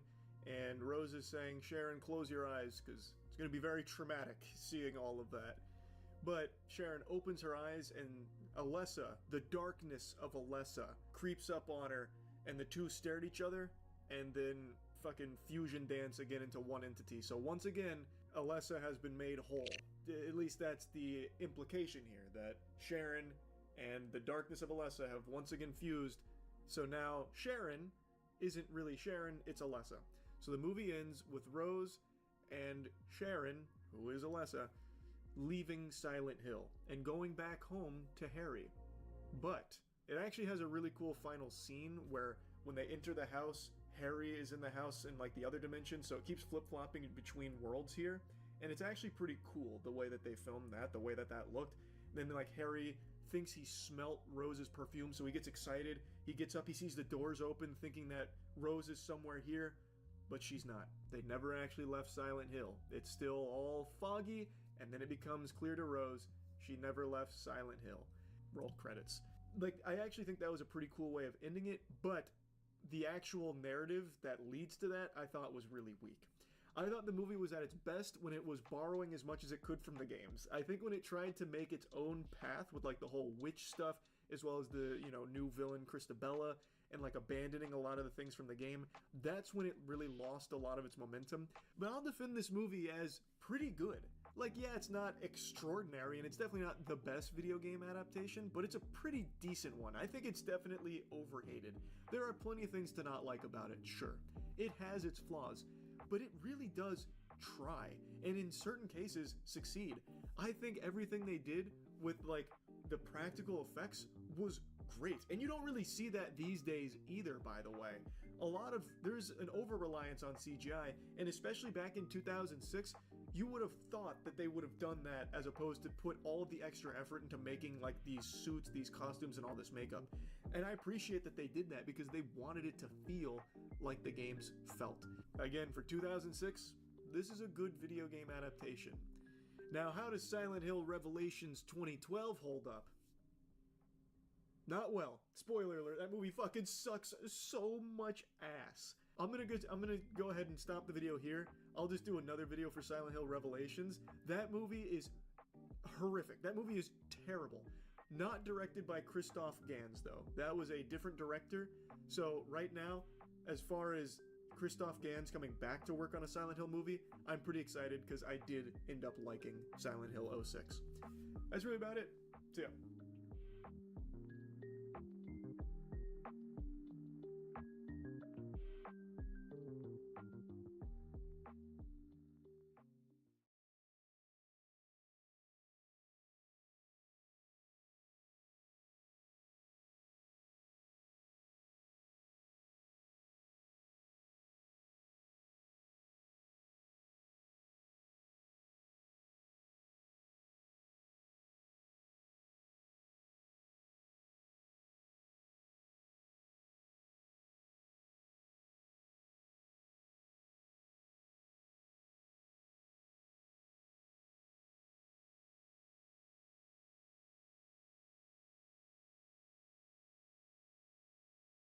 Protests have taken place in Tehran despite mass evacuations there. The BBC isn't allowed to broadcast from inside Iran, but we have this report from ZBrush Ardalan of the BBC Persian service in London. In the center of the crowd, Iran's president, surrounded by hundreds of party faithful, venting their fury at the United States. What America did is truly unforgivable, says this woman. Iran is stronger than they perceive. But after last night's US attacks, the regime here is seriously weakened. So what comes next? The Iranian Supreme Leader Ali Khamenei could swallow his pride and possibly save his regime and the country from further damage. Or he could fight on and risk everything. Domestic public opinion is now divided and confused. The response must be firm and decisive. What's at stake here is the very identity of being Iranian. In my opinion, Iran needs to engage in some reflection and contemplation.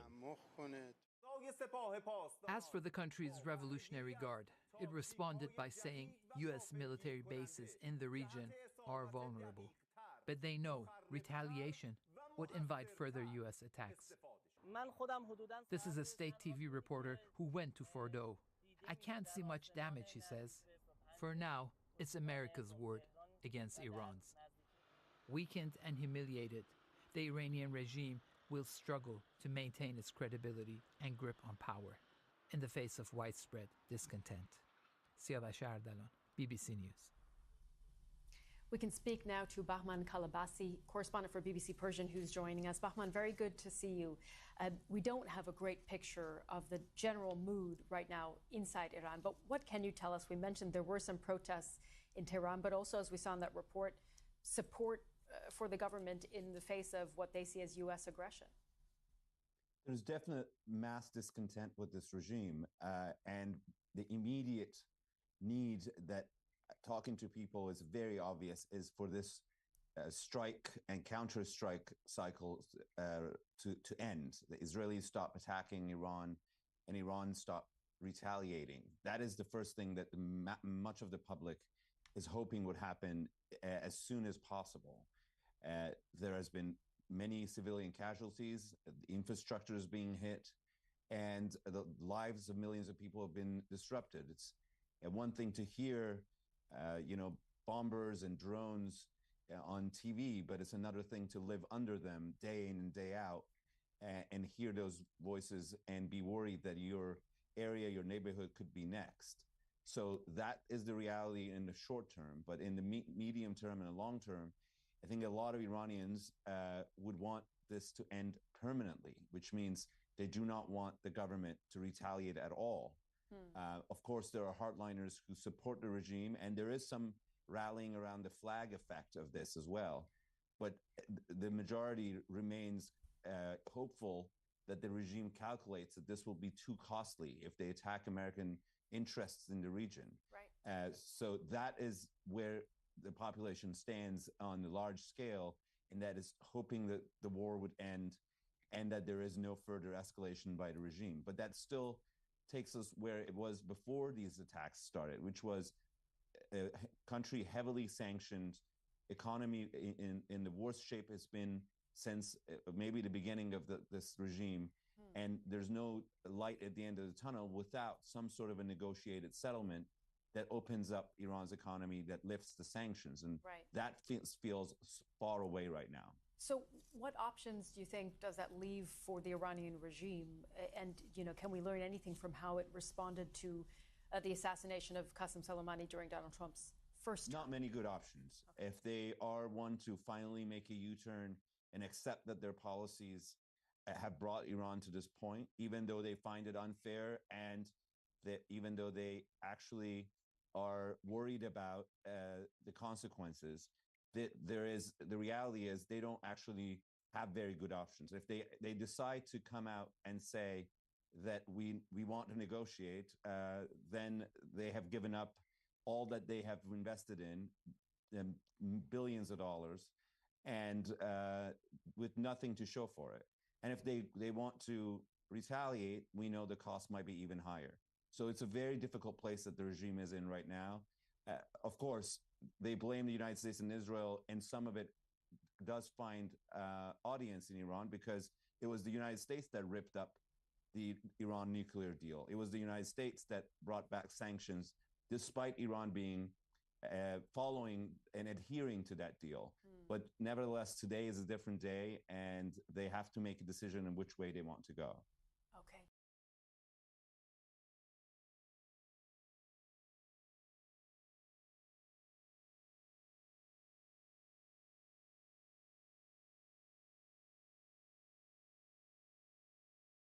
Trump administration officials are breathing a sigh of relief that the highly classified bombing mission appears to have gone off without a hitch. Yeah, they popped off. But there is also concern now about what happens next when it comes to Iran.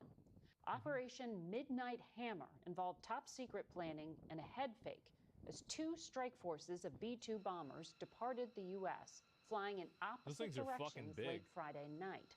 It's hard to even realize Saturday, defense officials confirmed to CBS News that there were, in fact, B-2s headed to Guam, flying west from their home in Missouri. But those were decoys. A separate fleet of B-2s departed from that same location, heading east to the targets in Iran. Yeah, they sent them over there just to get people confused. And it worked, too. The crazy thing is, you'd think it's like, oh, this seems really simple. Of course, they'd figure it out. They didn't. Pentagon officials say the mission was an overwhelming success, but also concede it is too early to assess if Iran still has nuclear capability. What is next for the U.S. role in this very volatile crisis? Secretary of State and acting White House National Security Advisor Marco Rubio now joins us. Mr. Secretary, I know it has been an intense few hours, but so far it does not appear that Iran has yet retaliated against the United States. What intelligence do you have at this point about their capabilities to respond, the intent of their proxies? Is there any kind of command and control structure left to activate them? Yeah, well, we'll see what Iran decides to do. I think they should. We'll see. He doesn't even give a fuck. Choose the route of peace. Okay. We've done everything. We have bent over backwards, okay, to create a deal with these people. Steve Witkoff has traveled the world extensively, met with them. Well, not even met with them, met through the Omanis with them and discussed back and forth. We even put an offer to them that they wanted elements of it in writing, and we offered it to them. Very generous offer, by the way. We've done it, and we're prepared right now. If they call right now and say, we want to meet, let's talk about this, we're prepared to do that. The president's made that clear from the very beginning. His preference is to deal with this issue diplomatically. But he also told them we had 60 days to make progress or something else was going to happen. And And on day 61, Everybody in the leadership and the negotiations just happened to get killed. Well, there it is. Something else happened. I think they thought they were dealing with a different kind of leader, like the kinds of leaders they've been playing games with for the last 30 or 40 years. I think that's exactly what happened. I think that they are used to dealing with retards that listen to, again, and this is the reason why I was really happy to have Trump and Elon in the White House, because I was like, I think these guys are scammers and clowns and criminals. Thank God. Thank God. Finally, we're going to have somebody in here that knows what to do whenever you deal with a scammer and a criminal. Fucking finally. Yeah, because they know what they're doing. They play the game. Yeah, it's some fucking common sense. Exactly. They found out that's not the case. So this mission was a very precise mission. It had 3 objectives, 3 nuclear sites. It was not an attack on Iran. It was not an attack on the Iranian people. This wasn't a regime change move. This was designed to degrade and or destroy 3 nuclear sites related to their nuclear weaponization ambitions, and that was delivered on yesterday. What happens next will now depend on what Iran chooses to do next. If they choose the path of diplomacy, we're ready. We can do a deal that's good for them, the Iranian people, and good for the world. If they choose another route, then there'll be consequences. Someone else had a good point. People saying Taco are now up in arms about Trump taking action. That's because the Trump always chickens out Taco thing was just bullshit. And this is what I said before. These people have no guiding moral philosophy at all. There is no guiding moral principle that they're using. They're just retards who complain and get mad for no reason. So you shouldn't take anything that they're saying seriously. You shouldn't listen and be like, oh, I wonder what they're really trying to mean by this. It doesn't mean anything. They're not trying to communicate anything. They're not trying to message anything. There's just nothing. Leftists are nonstop playing mental gymnastics. Well, it's not mental gymnastics. They're not even trying to do gymnastics. Like, they're just simply walking around. For that. What's Taco? People kept spamming and saying Trump always chickens out. Trump, TACO, right? Always chickens out. And like, now he didn't. Yeah, none of those people are complaining now. Good for the world. If they choose another route, then there'll be consequences for that. And again, also, like, at this point, I mean, if I was them, fuck. I mean, you already got your nuclear sites bombed. You've gotten all of your air stuff destroyed. You've gotten your entire leadership killed multiple times over. At what point is enough enough? Because it's not like, I mean, at this point, it's like they can basically guarantee that if we don't play ball, we're literally going to die. Doesn't MSM, Trump regime hate MSM? It seems so useful to them to advocate when they want to address the nation. Well, yeah, Trump has always dealt with the mainstream media, even though he's been adversarial with them. Yeah, that's true, of course. Up on a phrase you just word, weaponization ambitions. Are you saying there that the United States did not see intelligence that the Supreme Leader had ordered weaponization? That's irrelevant. I see that question being asked in the media. That's an irrelevant question. No, they have that everything is they the need key to build a point weapon. in U.S. intelligence assessment. No, it's not. No, it's not. Are these people lying and fucking you around? Okay, okay. So if you find out they're lying and fucking you around, and they're fucking you around and lying to you in the nature of something that's building nuclear weapons, what is the conclusion to that? Well, it's because they're probably trying to build nuclear weapons. No, it's not. Yes, it was. No, it's that not. The political decision had not I know been that better made. than you know that, and I know that that's not the case. But I'm asking you whether the order was given. And the people who say that, it doesn't matter if the order was given. They have everything they need to build nuclear weapons. Why would you bear? Fucking exactly. Like, we need an order to be sure that all of the different actions they're taking. Yes, exactly. Why would you bury? It doesn't matter if the order was given. They have everything they need to build nuclear weapons. Yeah. Why would you bury things in a mountain, 300 feet under the ground? Right. Why would you bury why do they have 60% enriched uranium?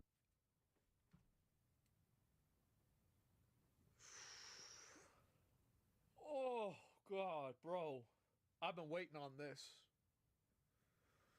Ooh, I've been waiting on this for a while. Oh, my God. Holy shit. Thank God. Finally. You don't need 60% enriched uranium. The only countries in the world that have uranium at 60% are countries that have nuclear weapons. Right. Oh, wow. What a surprise. Wow. What are the odds? Bro's not playing? Yeah. Can you quickly make it 90? They have all the elements. They have. Why do they have a space program? Is Iran going to go to the moon? No. You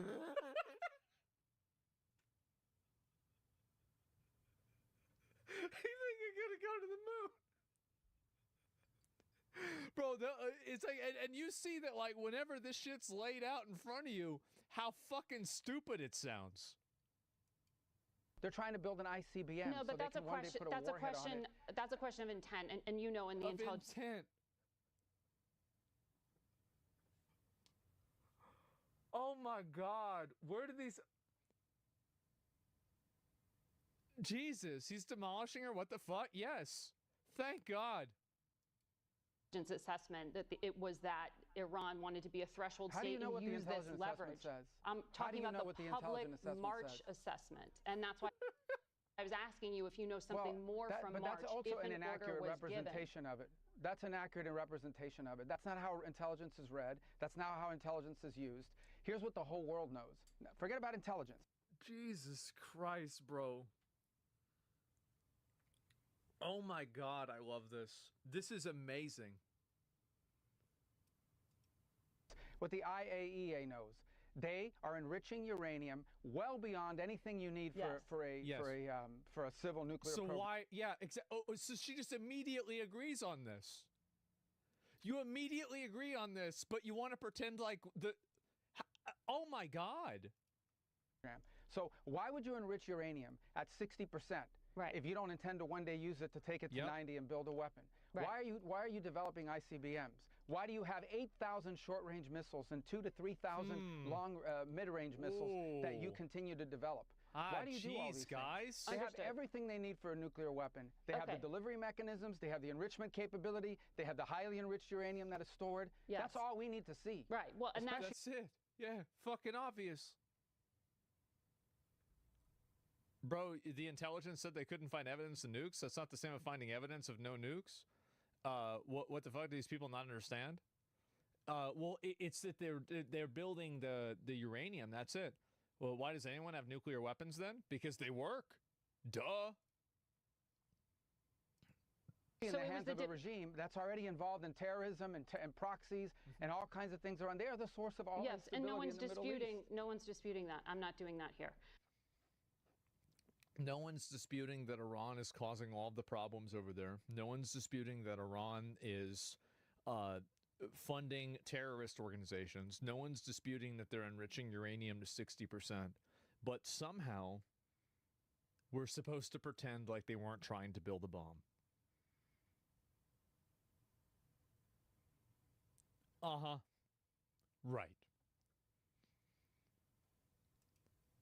And they were censured at the IAEA for that enrichment and for violating their non-proliferation agreements. I was simply asking if we had intelligence. And remember, oh, but now they're going to leave the non-proliferation agreement, guys. Oh, no. Well, wait. If we bomb them, they're going to leave the agreement they weren't following. Oh, God, guys, imagine what happens then. I can't believe people react to videos and they just let it play while they're gone. Like, why the fuck would anybody, like, isn't that like the... that's so embarrassing, right? That like people just want to watch that, they don't even care about you. Like, it's crazy. Okay. That there was an order to weaponize because you said weaponization ambitions. Well, we have intelligence that they have everything they need to build a nuclear weapon, and that's more than enough. Yep. Okay. I want to ask you on the policy front. There are personnel throughout the Middle East from the United States, in Bahrain, in Kuwait, in other bases. If those countries are attacked by Iran,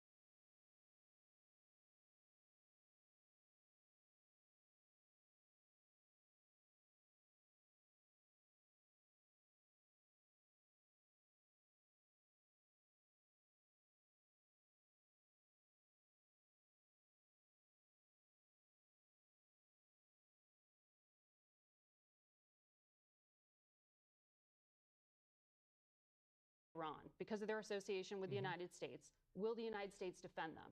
I don't know. Maybe. Well, that's exactly why they're there. That's a great point, actually. Do you know why we have bases in Bahrain and Qatar and UAE and all these places? All of those bases are there because those countries are afraid that Iran will attack them. If Iran was not a threat to the region, if the Iranian regime, because I'm talking about the Iranian people, the regime was not a threat to the region, we wouldn't have to have any of these bases. Those bases are there because those countries are petrified. He's totally fucking cooking her.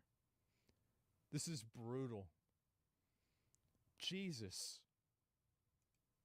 That the Iranian Shia clerics that run that country will attack their country. Will the United States defend them if they are? As you know, they've got a very difficult history. What is this? It's not a nuke because it's disassembled logic she's using?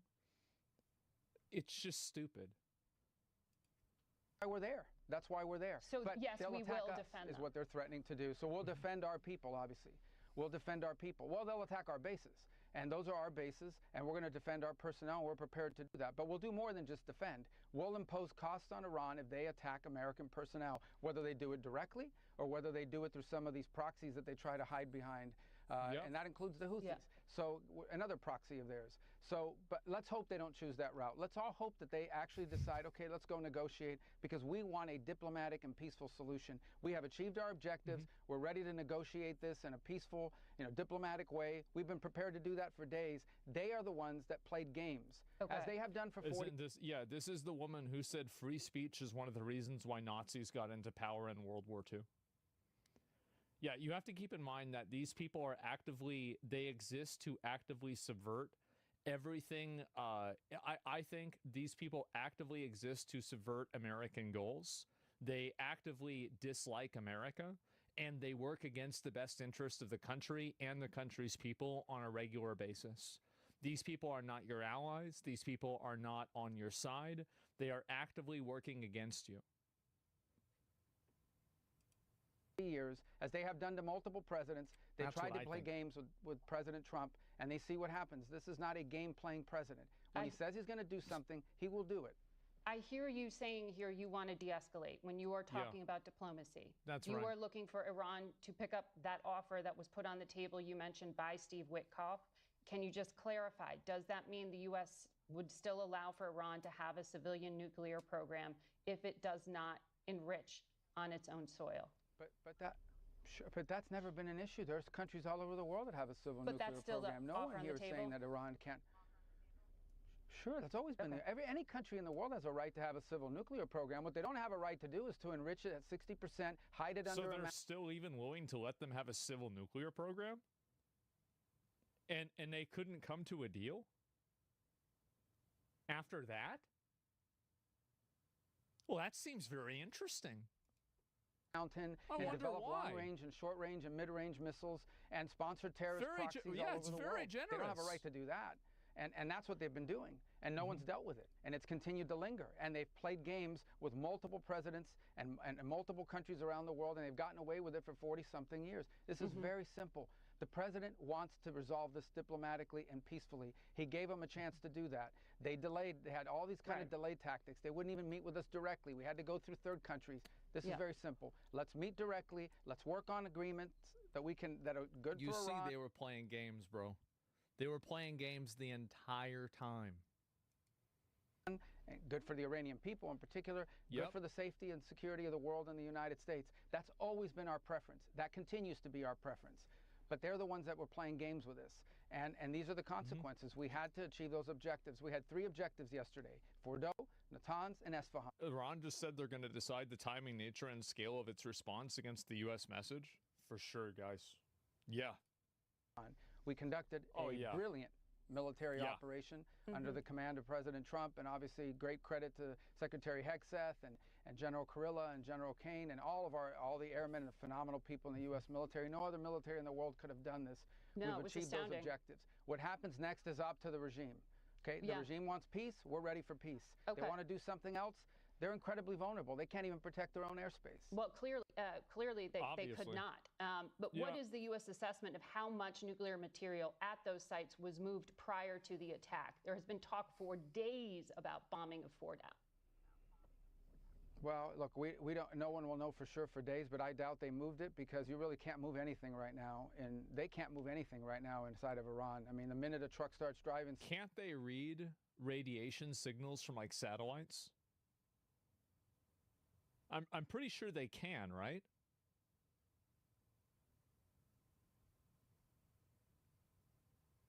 Yes. Okay, so then they would know if it got moved. Yeah, because they could see it, right? It's underground? Yeah, but they would have to take it out. No, the satellite photos are of the ground. So if the material was transported, then they would have been able to see it. Somewhere the Israelis have seen it and they've targeted it and taken it out. So our assessment is we have to assume that that's a lot of 60% enriched uranium buried deep under the ground there in Esfahan. Yeah. And that really is the key. What they should do with that is they should bring it out of the ground and turn it over. Multiple countries around the world will take it and downblend it. That's what they should do with that. And what they should do is say, we're not going to have any enrichment capability in our country. Instead, what we're going to have is a civil nuclear program like dozens of countries around the world have, where we build reactors that create electricity and we import enriched material. And we've made very general, I'm not going to get all the details of the offers, but there are other avenues here that would be acceptable to them. If that's what they wanted, if what they want is a civil, peaceful nuclear program, the route has always been there. The problem is that everything they're demanding has nothing to do with a peaceful program. They are all the things you would want if you want to retain the option of one day weaponizing the program, which has been their clear intent. To me, that's indisputable. I followed this issue for 15 years, including the intelligence on it for 15 years. Okay, I have followed it. And the intelligence, these are assessments, and sometimes they've been wrong. Bro, he's going hard. God damn. Jesus. Thank God. Thank God. I've seen them revised multiple times. These guys want a nuclear weapon one day. Okay, they do, to that point. And it isn't going to happen. Not while Donald Trump is president. Understood. You've said this is not about regime change, but you were describing a regime that you have said for decades, I mean, for upwards of 40 years, has chanted death to America, has done all the things you just described. Isn't a diplomatic deal with them a lifeline? Aren't you offering to negotiate with the same people you're saying did all these things? So therefore, are you actually looking for regime change? Well, these people never understand pragmatism. It's like people are so locked in like the ideological box that they put themselves in that they can't even conceptualize the idea of working towards something even when it's not the best option, but being pragmatic and working with what you have. She's baiting. Yeah, this is it, again, it's a Reddit argument. That misses the point. Yeah. I don't like that they chant those things, but one thing is that they chant those things. Another thing is that they chant those things and they have terror proxies are all... Yeah, fucking exactly. Like, yeah, you can deal with some retard that doesn't like you. It's a lot harder to deal with a retard that doesn't like you who has a nuclear bomb. All over the world. Duh. And they have long-range missiles that can reach the United States one day, and they have the potential to be one step away from a nuclear weapon. Yeah, well, one day could be tomorrow, could be a week from now, could be a month from now. You know, all it takes is the flip of a switch. By the way, they're not going to broadcast that to the world. By the time we figure out that they're doing it, you have all... They're going to announce, guys, we finally made the nuclear bomb. It happened today. All the pieces in place, okay? It's like you have a gun here and the ammunition. It only takes 1 second. We have other targets that we could hit, but we achieved our objective. The primary targets we were interested in are the ones that were struck tonight in devastating fashion. The ones that were struck, I guess, tonight over there, in devastating fashion, and we've achieved that objective. There are no planned military operations right now against Iran unless they mess around and they attack American or American. He literally says, fuck around and find out. Okay, well, there it is. Interest, then they're going to have a problem. And I'm not going to broadcast so what there those is more targets? Problems are. But suffice it to... Then they're going to have a problem. And I'm not going to broadcast what those problems are. But suffice it to say, know this. The United States flew halfway around the world, right into the heart of Iran, over their most sensitive locations. These things got rocked. And then we left. And we were out of their airspace. We were over the ocean before they figured out what had happened. And there are plenty of other targets. We don't want to do that. That's not our preference. We want peace deals with them. And that's up to them to decide. You said Oh my God, man. Jesus. So what we do? Yes. You can see he's fired up over this. This is amazing. Iran already has a nuclear plant in Bashir, and they're building more. USA didn't bomb them, so our question was retarded, as Iran already has civil nuclear use, and it's no problem. Yeah, and that's the plant that has a lot of the Russian scientists at. That's my understanding. At least the last time I checked or heard it. Rubin's a competent and heated guy. Yeah. Then why murder every one of the negotiators? Because they weren't negotiating. Duh. What do you mean? Well, they want, so, I mean, because you wanted to have the negotiation happen. Okay, it's not happening. All right, well, kill them, get new ones. Eventually, you roll the dice enough times, you'll get people to agree. Problem solved. Kinetic democracy. Defend American interests. Would the United States military take action to keep, for example, the transit point, the Strait of Hormuz, open? If there are attacks on oil installations, would the United States consider that a direct act by the state, even if it was carried out by a militia? Well, I'm not going to take options away from the president. That's not something we're talking about. We'll see what happens right now in terms of being immediate. But if they do that, the first people that should be angry about it are the Chinese government, because they take a lot of their oil comes through there. Yeah, 50% of the oil comes through there, apparently. The fact that people defend Iran's radical extremist government blows my mind. Like how? The reason why is because they're Westerners that live in comfortable, safe, Western privileged societies, and they literally cannot even comprehend the way that they live over there and the way that the governments exist over there. That's like, for example, do you remember like when all of those weird retards were going to march to Gaza and then they got stopped in in Egypt, and then they're like, well, why is it okay that we could do this in America though? These people have no concept of this. They can't even imagine it. I was just thinking that. They should be the first ones that are saying if they mine the Straits of Hormuz, why are you here? The Chinese are going to pay a huge price, and every other country in the world is going to pay a huge price. We will too. It'll have some impact on us. Yes. It'll have a lot more impact on the rest of the world. A lot more impact on the rest of the world. It would be a suicidal move on their part, because I think the whole world would come against them if they did that. Will the Chinese and Russians stop trading with Iran? You have to ask the Chinese and the Russians. You haven't Probably asked them? not. I mean, they're getting, the Russians are getting a bunch of these, these drones that they're using are coming from Iran. Exactly. They're coming from Iran. So I saw the foreign minister, instead of meeting with Steve Witkoff, is headed to Moscow to meet with Putin, which was a pre-scheduled meeting, which is fine. They can go meet. And, the Russians, at the end of the day, I mean, they buy drones from them. But look, this is very simple. We want to have an agreement with them, a diplomatic agreement in which they have a civil nuclear program but are not enriching and don't have weapons-grade material or weapons-grade capabilities laying around. That's that simple. That's our interest here. Understood. Who they trade with, who they deal with, those are other topics. Our objective here is very straightforward. This was a non-issue until Trump needed an issue? You think this was a non-issue? I didn't know that. That's good to know.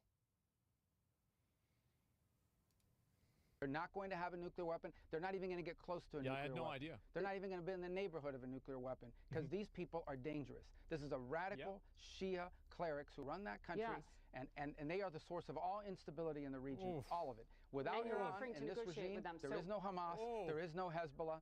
Well, because we don't want them to have a nuclear weapon. Of course weapon. you're going to negotiate with them. Like, I love how she tries to get that off, like it's somehow, like, bro... It's like Reddit logic. Yes, obviously, the reality is that, of course, we do figure out and come to agreements with terrorist groups. Obviously, we do, because it's easier and cleaner for everyone. Bro, you don't get it. Yeah, bro, you don't get it. No, you don't understand. You don't understand, man. Okay, but that's the core objective. But I'm going through the things they've done, because that's why they can't have a nuclear weapon. Okay, they sponsor Shias. They sponsor these Shia militias, Hamas, Hezbollah, all these other terrorist groups. These people are never going to get anywhere close to a nuclear weapon. Not while Donald Trump is president. For the Americans at home who are going, are we at war? You know, I'm trying to suss out some of the facts here. So why would Iran agree to any peace deal if the United States has already pulled out of one that they had, as President Trump did in 2018, and now has launched 2 surprise attacks. Both Israel and the United States have done so. There is such a massive trust deficit there. How could you? Because they want to live. That's the reason why. It's the same reason why Japan surrendered in World War II. You meet the enemy with opposing force that is so oppressive, so overpowering, that they have no choice but to surrender. That's obviously the option, out of fear. Yeah, exactly. You possibly come but the trust deficit started with Iran. Yes. I know. Well, the trust deficit, the ones that shouldn't be trusted are the Iranians, because they're the ones that sponsor terrorism. Did they forewarn us before they blew up the embassy in Lebanon and killed over 200 American servicemen? Jesus. Did they forewarn us before they built IEDs and blew the legs and arms off of American servicemen in Iraq? I mean, these are the people that are doing this forever. They're the ones that no one should trust. They're the ones that have lied about their nuclear program. But they're the ones that have hidden things from the international organisms. But that sounds like we're headed towards regime change, or the desire to get these people out of power. No. Are you? No, a serious foreign policy is one that's focused on identifying what our national interest is. You don't have to like the regime. There are a lot of regimes around the world that we don't like, okay? But in this particular case, what we are focused on is not the changing of the regime. Okay, that's up to the Iranian people if they want to do that, but that's not... Declaration of war made by Russia made Japan surrender, not nukes. Look it up. You're right, man. I'm sure the nuclear bombs didn't have a single effect on Japan surrendering in World War II. For sure. Definitely. Not what we're focused on. Our national interest is about one thing, and that is Iran not getting anywhere near the capability to weaponize and have nuclear weapons. They're not going to get anywhere near that capability. The president has made that clear from day one. Our preference for solving that problem, that very specific problem, is through diplomacy. We've said that. We've given it every opportunity. They played games. They tried delay tactics. They're trying delay tactics now on the Europeans because of the snapback provisions. When did and you the talk president about the JCPOA, that was a crazy deal. When did the president make this decision? Because he said he was giving 2 more They weeks just of keep diplomacy asking the same on Friday, thing. and on Friday, these jets took off. Well, the president retains the opportunity to pull out of this at any moment, including 10 minutes before. But the president ordered options. Look, the decision, in my view, was made when he wrote a letter to the supreme leader, and he said, over the next 60 days, we want to do a deal with you and solve this problem of nuclear weaponization. We want to do it peacefully. If after 60 days we don't see progress or it isn't solved, we have other alternatives. He made that very clear. I think what some people are struggling with here is that we today have a president who does what he says he's going to do. And that's what happened here. And hopefully the Iranian regime got that message. We're going to hit a commercial break, so I have to wrap you there. Yeah, there it is. Thank you very much, dear. Yeah, bro, she's trying to shut it down. She's so obnoxious. Yeah, I know. Exactly. It took them 40 years to enrich 60%, but they make us believe that they'll get to 90% next week. Well, the reason why it took them 40 years is because we kept trying to push them back. And also 60% is what was detected. It means that that's the baseline. There were also other readings and other people that said that they had registers of 80%. Yeah, there's a video right there. And 60% enrichment's 90% of the way there. Yeah, I mean, again, this isn't like a test or something like that, where like it's like there's a curve to this very clearly. And let's see, I read this. Do you think the phrase "we don't negotiate with terrorists" is dead now? Well, it was never alive. Obviously, you negotiate with terrorists all the time. Sometimes you have to. Sometimes you need to. Sometimes it's in your best interest to. But I mean, I'll tell you this. Like, I definitely before I go any farther with this, I want to say that like I totally think this interview was great. Like, I was very, very happy about seeing this, and yeah. Secretary, I have no questions left and get cut to commercial. Yeah, they have 60% now registered because Israel's been hitting them for 3 decades. Yeah, of course, right? And think about if they hadn't been, they probably would have already had the nuclear bomb themselves. And so that's the reason why you don't want to let that happen.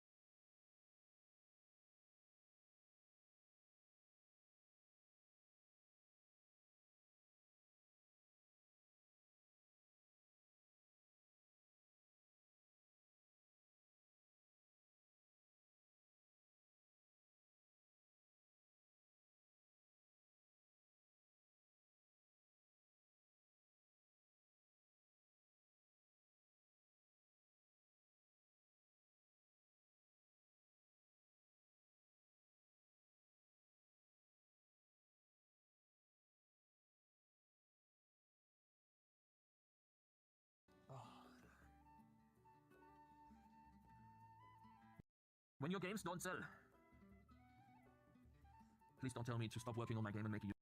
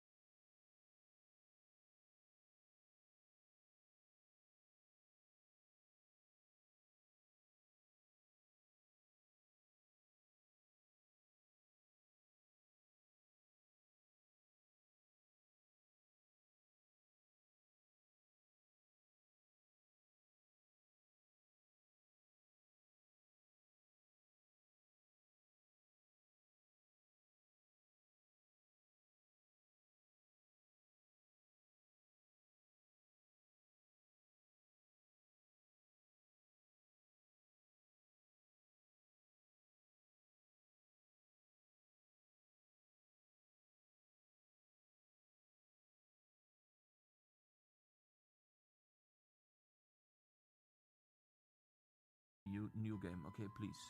That's the only thing I ask of you. Give me a way to make the game better. Say that you can make it better.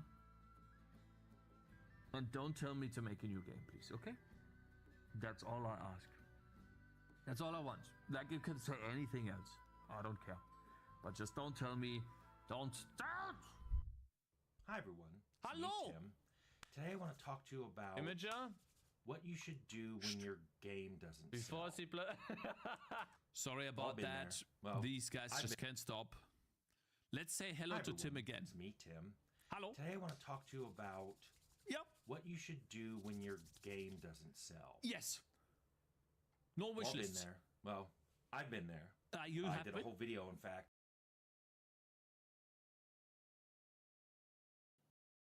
Hi, everyone.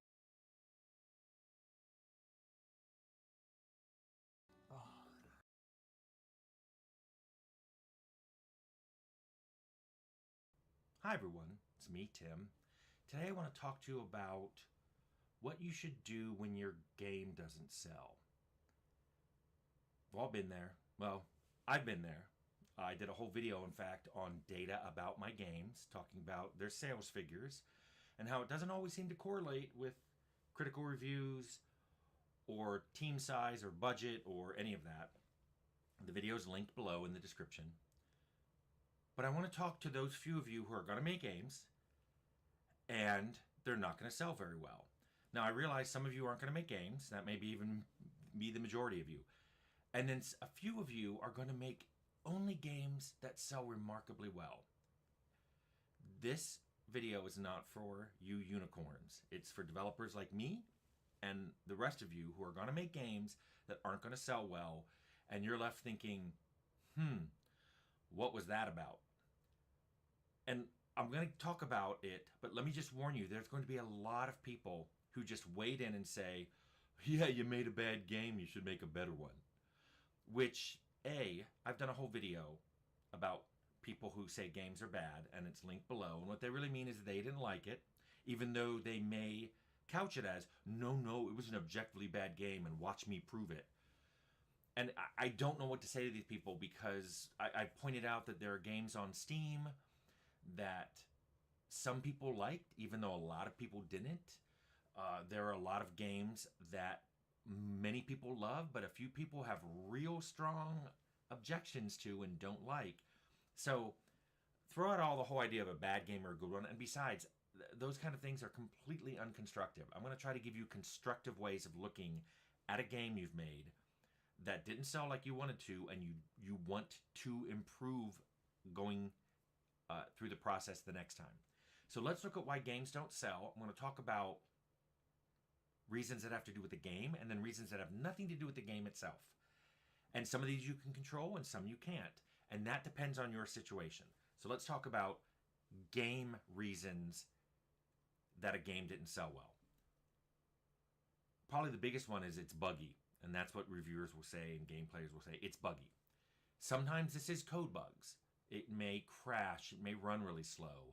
There may be actual errors in the code. Now, running slow can also be from other reasons. And a real common one is an artist made a model that was too many polys or too big of textures, or a level designer threw so much stuff into a scene that the engine can't possibly keep up. That doesn't have to do with the programmers. It has to do with tools the programmer made that then other people abused. I've talked about that with scripts, Arcanum scripts. I tried to make sure that you couldn't make a loop. People found a way of making a loop. In most of the modern engines, like Unreal, there are blueprints, and anybody can make a blueprint, and it can lead to literal bugs in the game, but that's not a programmer doing that. But the programmers will get blamed. Sorry, programmers. So in addition to bad code and bad scripts, a little more about scripts. You may see a lot of things in the game, like a creature doesn't spawn correctly, or an item doesn't show up where it's supposed to, or you go to turn in a quest and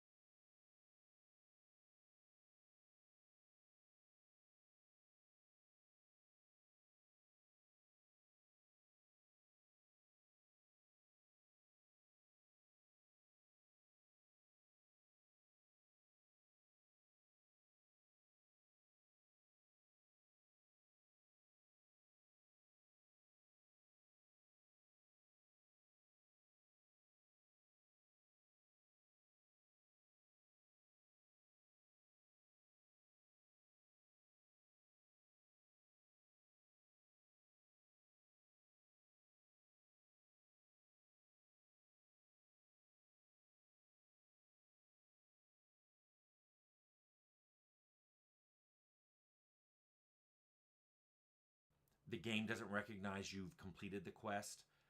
Those are usually bad conditions in a script somewhere, and people will go, oh, that's super buggy. Yes, but that's not a programmer. That's usually conditions in a script somewhere that a non-programmer put in.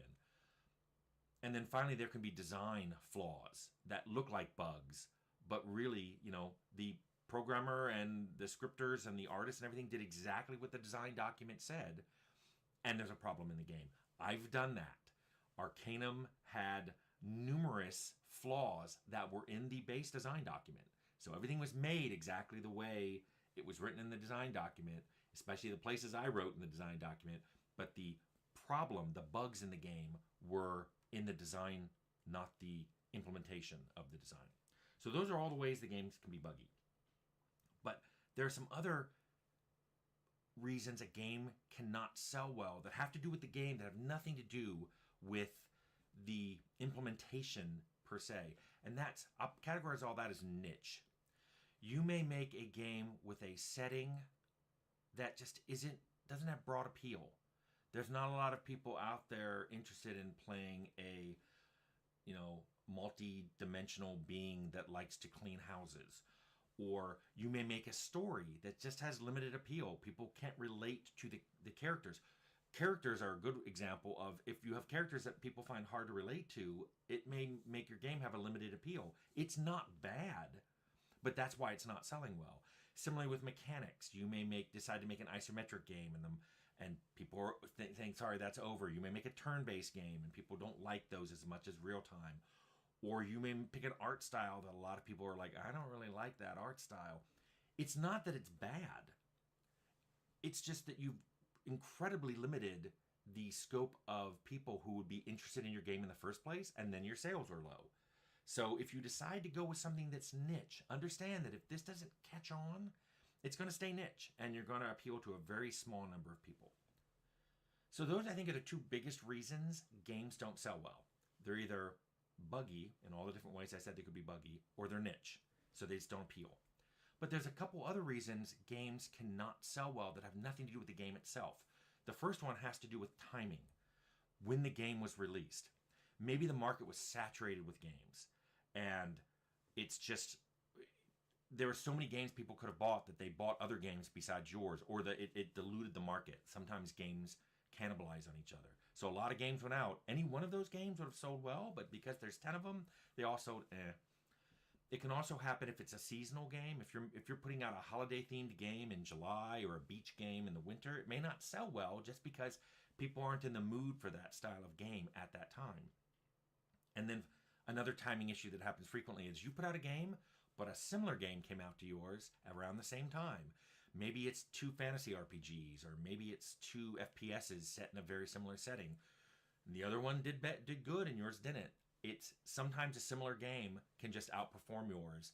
If you had come out a year earlier or a year later, your game would have done better. Timing. And then related to that is marketing. There's a whole bunch of ways marketing can fail to support a game. There can be too little marketing. There's very few ads, very few ways people are even made aware your game exists.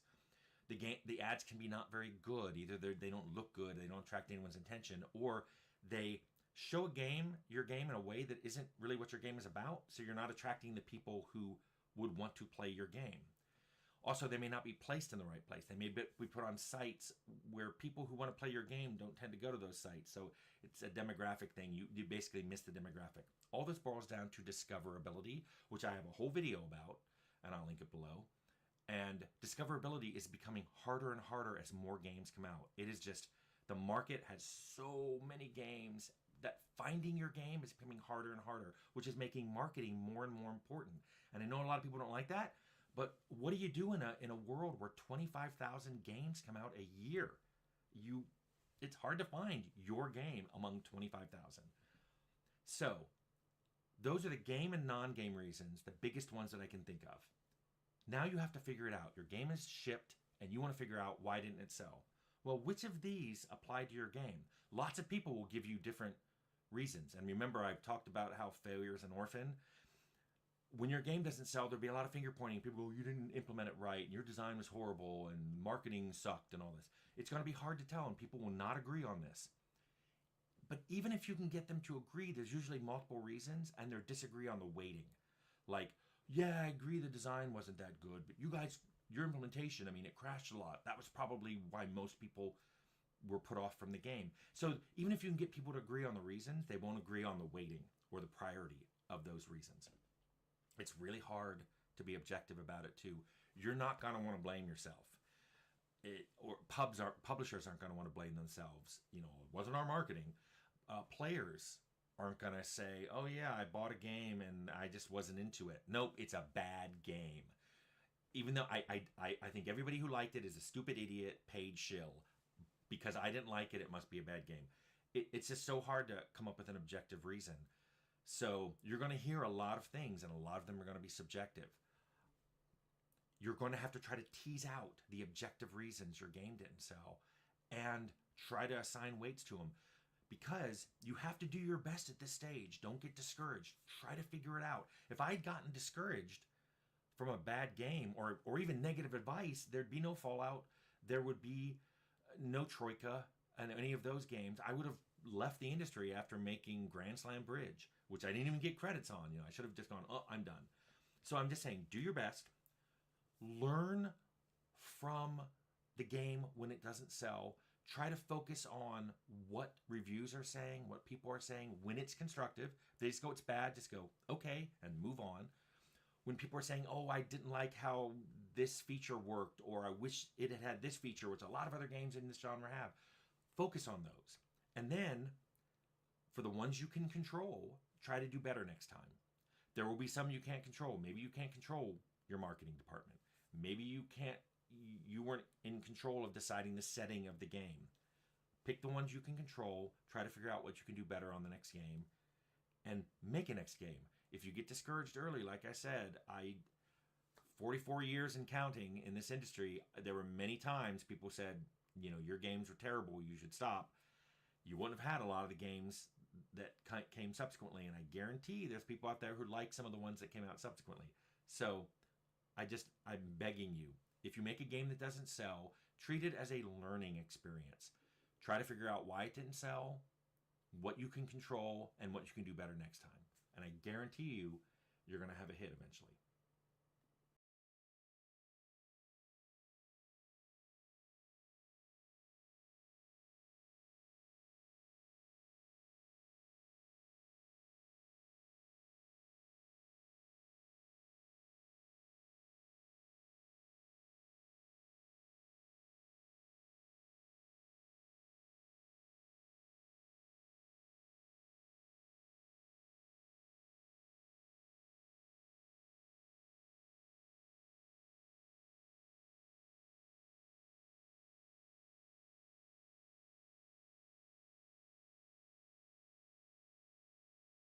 The Saharan Desert and North Africa at large is one of the world's greatest untapped energy resources. The solar energy that strikes the surface of this desert has the potential to power the entire world.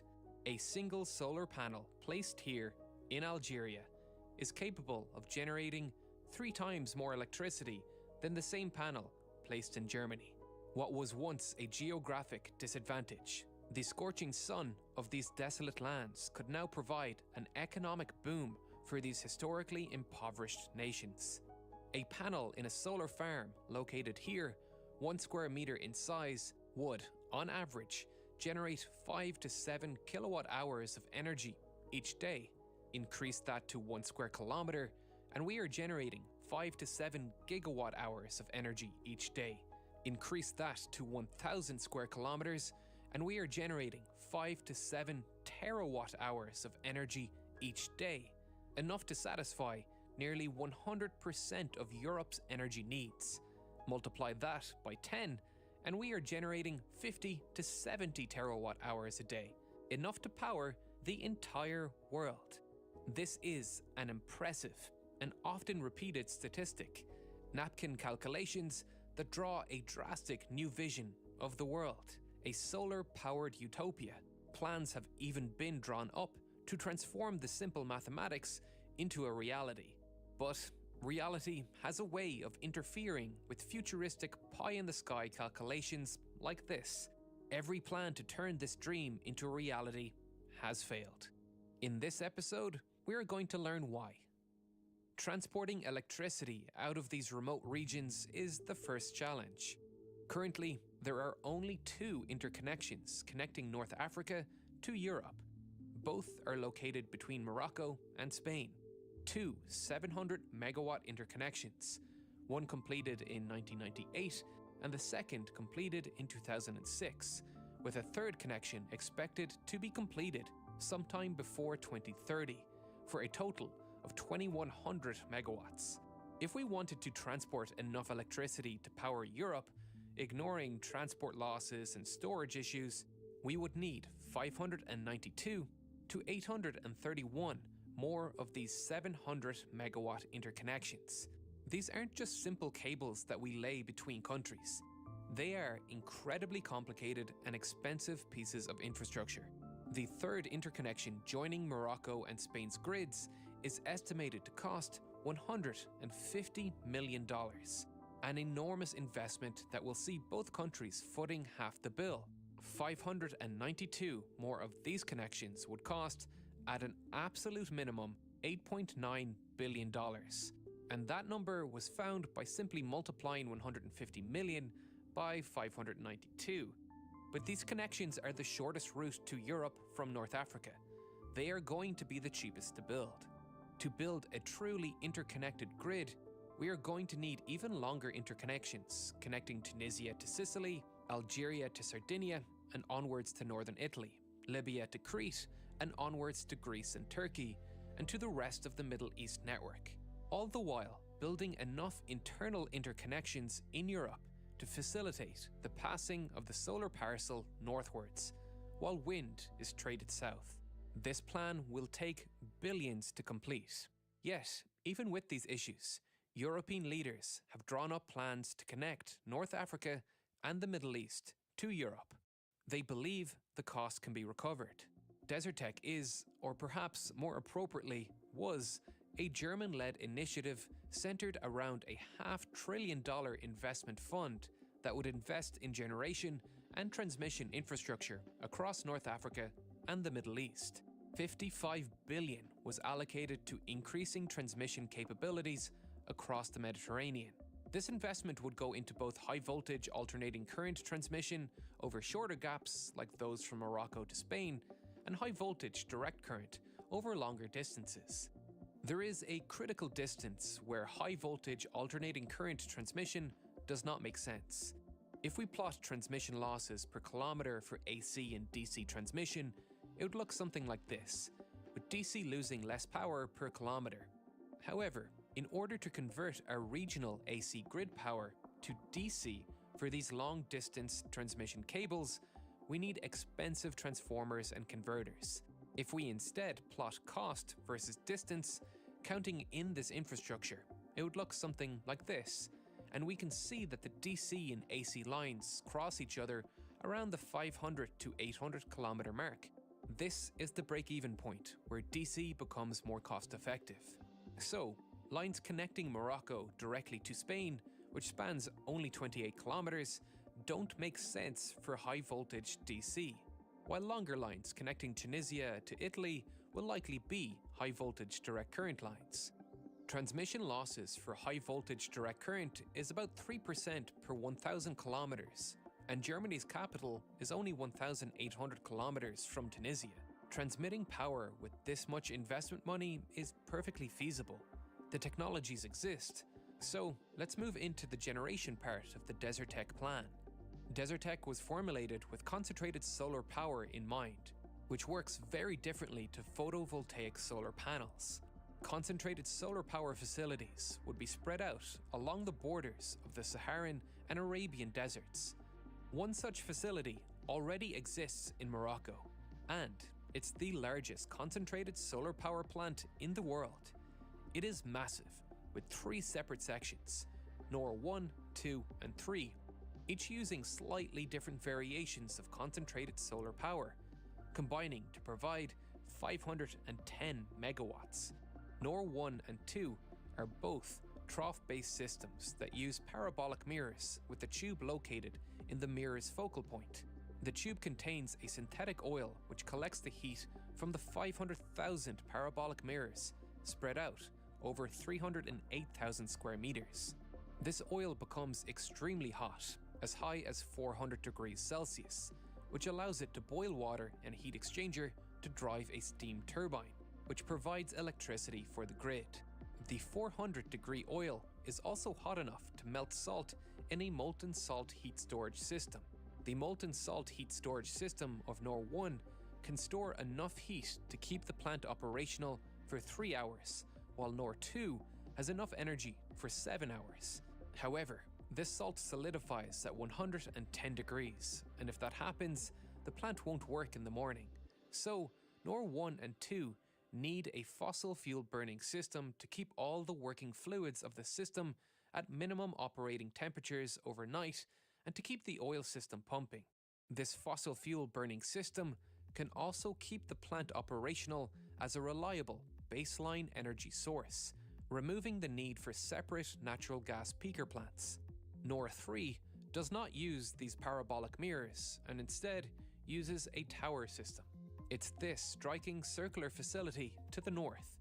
It looks less like an industrial facility and more like a New Age Burning Man art installation.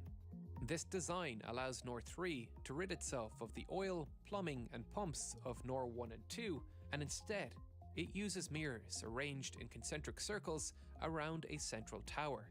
The mirrors are then controlled to focus light on a single point on the tower, which directly heats the molten salt, which is the working fluid instead of the oil-based system. The solar concentration here is much higher, and in turn, the temperatures attained are much higher, with the water being heated to 550 degrees. This allows the tower-based system to use more efficient steam turbines, and using molten salt as the working fluid removes the need for an oil to molten salt heat exchanger in the heat storage system. NOR 3 is the world's only operating tower-based concentrated solar power system with molten salt storage. After 2019's shutdown of Nevada's Crescent Dunes plant. The Crescent Dunes plant ceased operation in 2019 after only 4 years of operation. NV Energy broke its purchasing contract with the plant after it failed to meet performance requirements, being marred by maintenance issues, including an 8-month shutdown due to a leak in the molten salt tank. Even when fully operational, the plant's electricity cost $135 per megawatt hour, while a nearby photovoltaic plant was managing $30 per megawatt hour.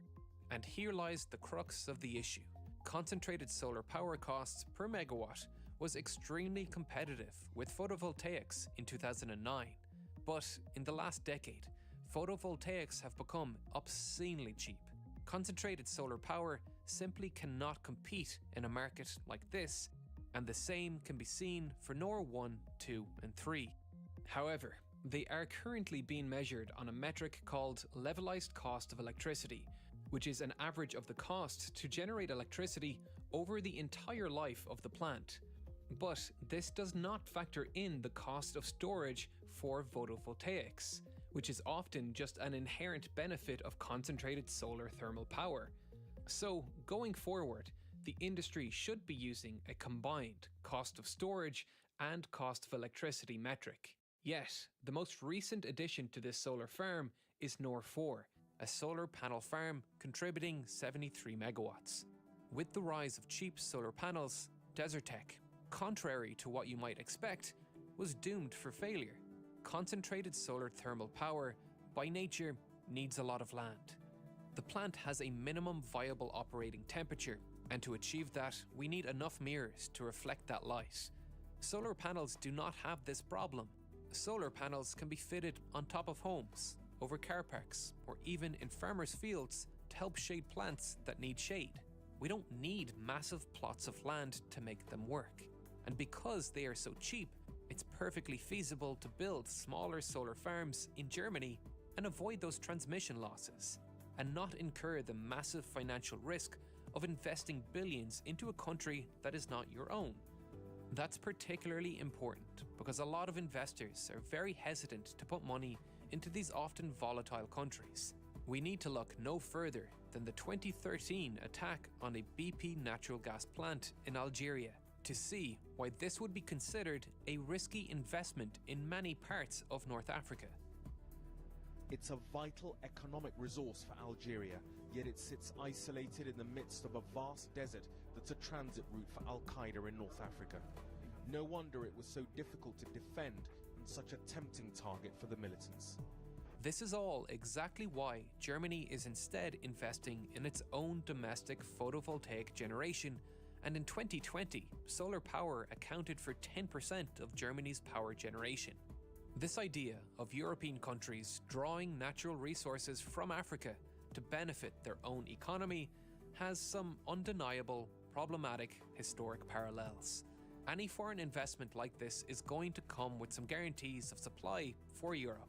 Beyond the difficulties of organizing cross-border cooperation like this, that's not going to go down well when the country hosting these plants needs that power for their own grid, to power their economy, or simply stabilize their own grid for current needs. It becomes even more problematic when you consider the amount of water these facilities need for cooling, for the steam turbine, and to keep the mirrors clean. This facility in Morocco uses 2.5 to 3 billion litres of water every year, taking water from a dam 12 kilometres away. Morocco is already susceptible to droughts, so scaling these water demands up just to feed Europe's power needs while taking water away from the farms that feed Moroccan citizens is even more problematic. To truly scale this power generation, some technological improvement that reduces the consumption of water would be needed, or just pair the facilities with desalination plants and use the extra water, if any, to irrigate local farms to boost local economies even more. For this dream of turning the Earth's barren deserts into energy generation centers to come true, it has to be a grassroots movement, not some new age imperialism mega project that comes with a whole host of guarantees in exchange for the nearly $500 billion investment. North Africa is one of the hardest hit regions in the world by climate change, with desertification and water scarcity becoming a serious issue. This plan, despite its surface level good intentions, sought to exploit these countries that have suffered most as a result of Western industrialization. We don't need to look for proof that this was their intention. The moment the technology developed to allow European countries to provide their renewable power needs within their own borders, the plan disintegrated. The plan was never about helping African nations. But the idea isn't dead in the water. These countries do have the natural resources to benefit from solar energy. Morocco is in the best position to lead by example. Its proximity to Spain allows relatively short interconnections to the European grid. Its government is relatively stable compared to its North African neighbours, with a political stability index of -0.33. Algeria, Tunisia, Libya, and Egypt are all much lower. And while Morocco has abundant solar resources, it also benefits from consistent desert winds along its coast. Morocco has the potential to invest in its own energy needs while exporting excess to Europe, leading by example, slowly shifting away from being a net energy importer of fossil fuels and becoming an energy exporter. Local infrastructure to benefit local people first, an African nation using its resources to benefit itself first and foremost. The potential for Africa's solar energy future is undeniable. The technologies to facilitate cross-border energy trading exist, and investments are happening to increase capacity for trade with this third interconnector between Morocco and Spain, funded equally by both sides, ensuring a level playing field. Figuring out the best practice for growing and improving our electric grids is incredibly complicated. Electricity grids are effectively the largest machines on the planet. Hundreds of generators scattered across countries, connected together by wires, relays, and switches. The task of managing that by hand and making sensible decisions for a single human is impossible. And more of the grid infrastructure is turning towards a smart grid, controlled by algorithms. Battery farms employ coding and math experts to develop algorithms to allow them to buy and sell the electricity they store to maximize profit. And coding jobs like that are some of the best paying and highest demand in the world today. Learning about algorithms and coding like this is an PhD something and finish 20 if favorite airliner, the 787, or you could watch Real Science's latest video about the insane biology of the axolotl.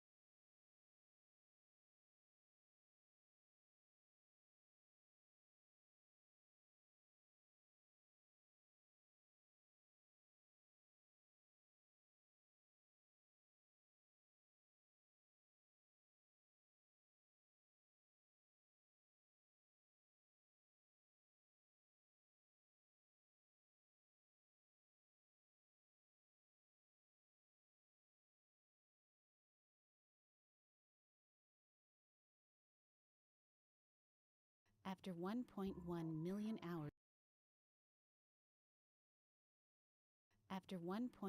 million hours of construction, the fusion reactor Wendelstein 7X is ready to switch on. Over 16 meters across, Wendelstein 7X is the largest example of a type of reactor known as a stellarator. Like the more familiar tokamak reactors, stellarators hold superhot gas in a cage of powerful magnetic fields. Wendelstein 7X has been optimized by a supercomputer to produce the best possible magnetic cage. 50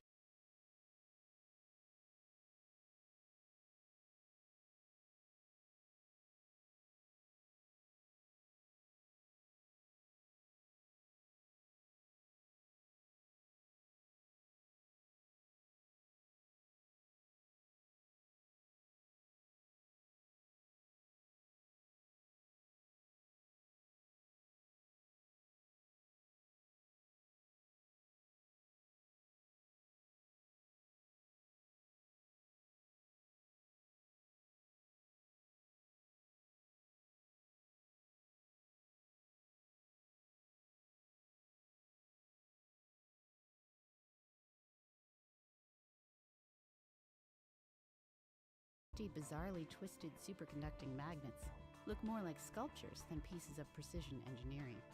They are cooled to minus 270 degrees Celsius and operate just a meter away from a gas at 100 million degrees. If Wendelstein 7X can show it holds onto gas as well as a tokamak, then stellarators may step into the limelight. Building this complex machine has taken 19 years, but researchers hope, when they turn it on, that it will recreate a little bit of the sun.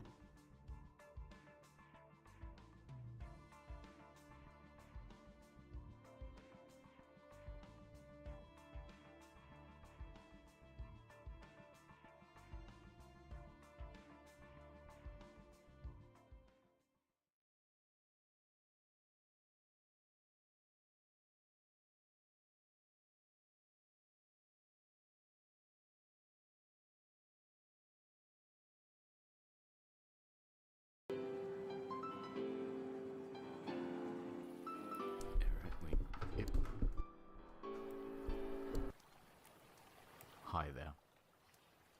You're probably wondering how I got this tan. Well, let me tell you the story. It begins with a man by the name of Billy McFarland. Billy was a good boy. At 22, he had dreams of becoming a super wealthy entrepreneur, dropping out of college to start a business called Magnesis. Over the years, he managed to network with some powerful people. One of them was Ja Rule. Translated from German, I believe it means, yes, rule. Over drinks, he pitched an idea. Here's an accurate recreation of that event. Mr. Rule, He says, I have a brilliant idea. Like, word, like, yo, what happened? I'm like, yo, this thing too wild, fucking this bitch. Precisely. Great minds think alike. It will be 2 weeks of absolute luxury in the Bahamas.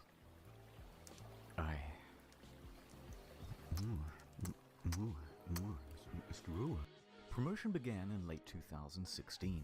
Fire promised beaches, ladies, gourmet food, luxury villas, hosted on a private island in the Bahamas called Fire Cay, once owned by Pablo Escobar. VIP tickets up to $250,000. Swimming pigs, Blink 182, Major Lazer, a steel drum. Welcome to Fire Festival, the best 2 damn weeks of your life. I bought my ticket immediately. The day arrives. About 5,000 people are making their way directly from Miami Airport, and there are huge delays to get to Fire Cay. Although I shouldn't say Fire Cay, because it doesn't exist. In the marketing, they referenced this island, which is actually Norman's Cay, run by George Jung, not Pablo, by the way. But that doesn't matter because we're not going there either. We're going to Great Exuma. Private island? Forget that. Population, 7,000. In fact, we're basically in the parking lot of a sandals resort. In the end, only about 500 of us make it to the island. The remaining customers' flights are cancelled. You're about to see why. We're hauled onto a school bus and taken to the site, a gravel lot with a bunch of FEMA tents. Oh no! Remember those promises of luxurious villas? Pranked ya? Enjoy your stay, and don't forget your complimentary cup of UNICEF rice. Turn this bus right around. Once there, no one knows whose tent belongs to whom, so staff try getting everyone into a line. Then they abandon that idea and tell everyone it's a free-for-all. Expecting a party, this guy took all of his drugs on the flight over. He's the only one having any fun. Everyone else is grumpy because it's been 5 hours and there's no food. In lieu of food, staff decide to start handing out tons of free tequila. This only exacerbates problems. Once the food does arrive, it's just as delectable as promised though. Gourmet craft single there. A few hours later, bags arrive on a shipping container. It was getting dark and there was no lighting. So everybody's walking around with their cell phones trying to look for their luggage. Plenty of people had their luggage stolen. But don't worry, if you have any valuables, the festival advertised top-notch security. Here it is. But no one told guests they had to provide their own lock. There are rumors of muggings by the locals. I heard rumors of feral dogs. A tent supposedly caught fire. The closest beach has a rampant shark problem. Staff don't have any uniforms or walkie-talkies, so no one knows who's in charge, and the people who are in charge can't talk to each other. Here's the bathroom. Many staff quit after only a couple of hours. For the few customers who were willing to just make the most of it and enjoy the music, they had some bad news too. All of the major musical acts pulled out. In fact, Major Lazer wasn't even confirmed to go in the first place. The event was promoted as cashless, so all people had were these useless Disney bucks on their Fireband, which meant they couldn't buy anything or catch a cab if they were stranded. And even with only 500 people, there are too few tents and beds, so everyone is just stealing each other's. And for any of you thinking you could just escape to the sandals, bad luck. It's peak season and they are absolutely full. People are reaching out to the embassy for help. After a few hours, most people chose to go back to the airport, and the rest were forced back home when the Bahamian government stepped in. The festival was closed. But the exodus from the island made its own problems. Guests spent hours dehydrated and hung over in a hot building. Why staff locked the door isn't entirely known, but one girl fainted before they were finally reopened. Everyone gets home and that was the end of it. Except for me. I was rescuing someone, helping them out, and I got lost in the woods. Anyway, back at home, the shitstorm on social media was just ramping up. The Reddit r/Fire Festival was created, and it started documenting everything that went wrong at the event. People were circulating a fake tweet by Jar that the whole thing was a social experiment. Some wholesome festival memes there. And it quickly turned into a marketing case study of what not to do. In response, Fire started serving cease and desist letters to stop people from saying mean things about them. Mr. Rule released an official statement online, both apologizing and saying that it's not his fault. Interestingly, he wasn't even on the island at the time. He was giving a concert in Chicago. Although, to their credit, they offer everyone a full refund. Or you could always let it ride and opt in for tickets to 2018's Fire Festival. And a VIP ticket to next year's Firefight. If they decide to go. Exactly. Next year. Meanwhile, Billy is on full damage control. He claims that a storm came in the night before and changed all of the marketing into lies. We got to a point that we were very excited about on Wednesday night with how the two sites looked, and we got hit by a big storm. But the apologies weren't enough. A few days later, and the first lawsuit was served. Attorney Ben Misalis doesn't think it's funny. He's filed a $100 million class action lawsuit against the organizers. Then another suit. Then 7 more. Then the feds got involved, claiming Billy had committed wire fraud, serious charges with serious prison time. More on that later. But first, right now, let's go into the history of Fire Festival. The marketing was clever. To get the word out, they got in touch with about 400 influencers, Instagram celebrities, and they offered them VIP tickets or cash to promote the event. They even managed to get Kendall Jenner to post about it. Rumor has it she was paid $250,000 for this post. Their marketing worked though. The festival sold out. So how did it go so wrong? Let's start with the money. During the planning process, a consultant came in and said the festival would cost $50 million and require another year of organization. They should have planned this 2 whole years out. This is after they made all the promises, and they had nothing near that amount, so they started cutting expenses way back. Remember those luxury villas? They were going to cost $10 million alone, so they scrapped them. Now everyone gets a tent. Deposits for the bands? Nope. Food, infrastructure, staff, all were cut back. But, you may ask, how did they have so little cash if they sold out? It's the price. It was way too low. Now wait a minute, up to $250,000 a ticket is too low. In fact, on social media, people were so merciless and unsympathetic towards the guests because they thought it was a bunch of rich kids paying for tickets with a starting price of $12,000. And you can thank fake news for that assumption. You see that number repeated everywhere. But actually, very few were paying even close to that amount. The standard price was around $1,200. Which, if you think about 2 weeks in the Bahamas with practically all of your expenses taken care of, that's pretty bloody good. In fact, some tickets were as low as $500. 6 months ago, got together and got the early bird special for about $500. And this covered food, transportation, ticket, and somewhere to sleep. How on earth were they going to break even with that? They weren't. And on the flip side, there's no proof whatsoever that anyone purchased a $250,000 ticket. So basically, they're stuffed. Billy has to start taking tough short-term loans just to keep afloat. Which, by the way, is why they did the fire bans. It was to raise cash. It's reported that up to $2 million in Firebucks in-game currency was spent in the lead up to the event. But this wasn't even close to enough. Practically broke, and with the event only a few weeks away, the more experienced staff suggested postponing. But thanks to those short-term loans, he couldn't. So he insisted on going forward. Those staff tried to control the damage by telling celebrities and public figures not to go. How was the fire festival?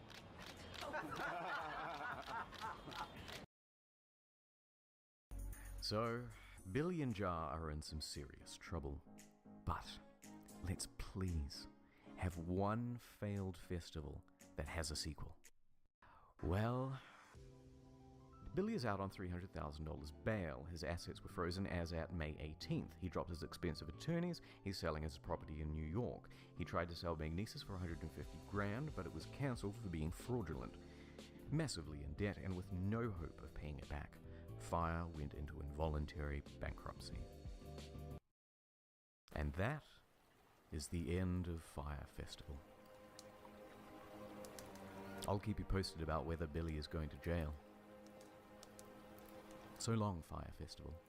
You were too beautiful for this world. And as for me, well, it's time to go home.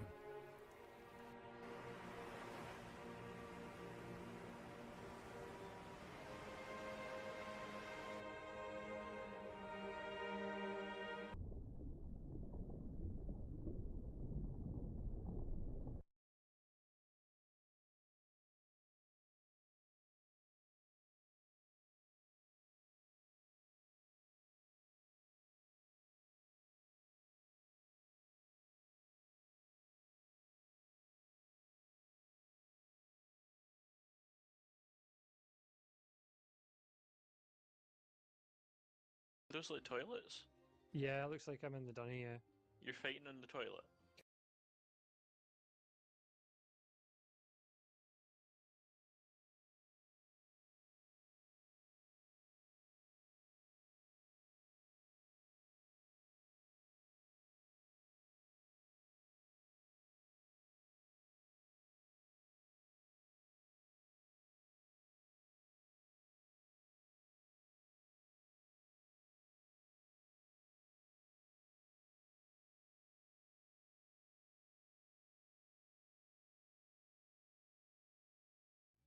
Thorium reactors are like the solid-state batteries of nuclear power, vastly superior yet forever on the horizon. But now a Danish company is closer than ever to turning them into a reality. Its reactors are designed to deliver on thorium's decades-old promise, a self-sustaining chain reaction that breeds fresh fuel, making energy cheaper and more abundant than ever. These aren't just thorium reactors, they're small modular reactors designed to function as shipping container-sized self-maintaining batteries that operate reliably for years. So how is this company tackling such an ambitious engineering challenge? When might commercial thorium reactors finally arrive? And is thorium the missing piece of the clean energy puzzle? I'm Matt Farrell. Welcome to Undecided. This video is brought to you by Surfshark. In the 1950s and 60s, the Atomic Energy Commission sought to transform nuclear energy from a source of fear into a source of energy too cheap to meter. Under Director Alvin Weinberg, scientists at the Oak Ridge National Laboratory in Tennessee developed a radically different type of reactor and fuel cycle, one that promised to breed more fuel than it burned, potentially powering civilization for thousands of years. Their design, a molten salt reactor running on fuel bred from thorium, ran successfully for 15,000 hours from 1965 to 1969, producing a steady 8 megawatts of heat. So why don't we have this limitless thorium energy today? Because the project was defunded after the Atomic Energy Commission shifted its research focus to a different kind of breeder reactor, which too was plagued by technical challenges until its own cancellation. As for Weinberg, he was fired for continuing to champion thorium. He wrote wistfully in his memoir, "I hope that in a second nuclear era, the molten salt technology will be resurrected." Weinberg's wish might just come true thanks to a Danish company. No, not that kind with icing and almonds, although that's a pretty sweet solution for a different kind of energy slump. Copenhagen Atomics is a startup out of Denmark reviving Weinberg's hopes for a so-called breeder reactor, one that creates more fissile fuel than it burns. And they're one of the handful of companies answering the call for cheaper nuclear power with small modular reactors. And when I say small, I mean Copenhagen Atomics reactor is designed to fit inside of a standard 40-foot shipping-sized container. And by modular, I mean they aim to mass produce one reactor per day on an assembly line, then truck as many as needed to a plant site to hit the desired power output. Shrinking nuclear reactors like this could make them cheaper to build and easier to scale with rising energy demand. And because they're building the same design over and over, they can work out the kinks in the manufacturing process, which means delivering reactors at a predictable cost, instead of the massive overruns that have plagued large, custom-built nuclear power plants. I'm going to let CEO and co-founder Thomas Jan Petersen explain how they're fitting nuclear reactors into a box. But first, a refresher on nuclear chain reactions.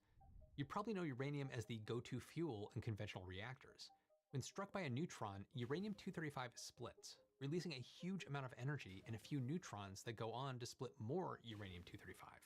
If there's enough fuel and moderator like water to slow these neutrons down, the chain reaction sustains itself, producing heat to make steam, then that steam spins a turbine to generate electricity. The Nuclear Energy Agency estimated that worldwide uranium reserves will only power us for another 200 years at current consumption rates. More recent estimates emphasize the importance of new exploration and processing techniques that will be necessary to expand its usage into the future. As I shared in a recent episode of the revival of old nuclear power plants to power data centers, nuclear energy is set to expand worldwide as we reach for low-emission solutions to today's booming energy demands. However, there's a solution to uranium scarcity, and that's another element, thorium. It's not only 3 to 4 times more common in Earth's crust, because only 0.7% of natural uranium is the chain reaction forming 235 variety. Thorium is actually nearly 500 times more abundant than the uranium that we rely on for nuclear energy today.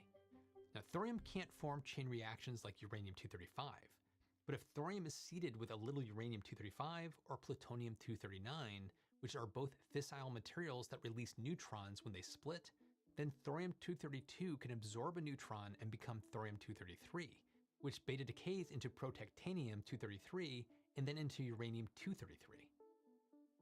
And this is the clever bit. Because uranium-233 is fissile, it splits and releases neutrons that sustain a chain reaction.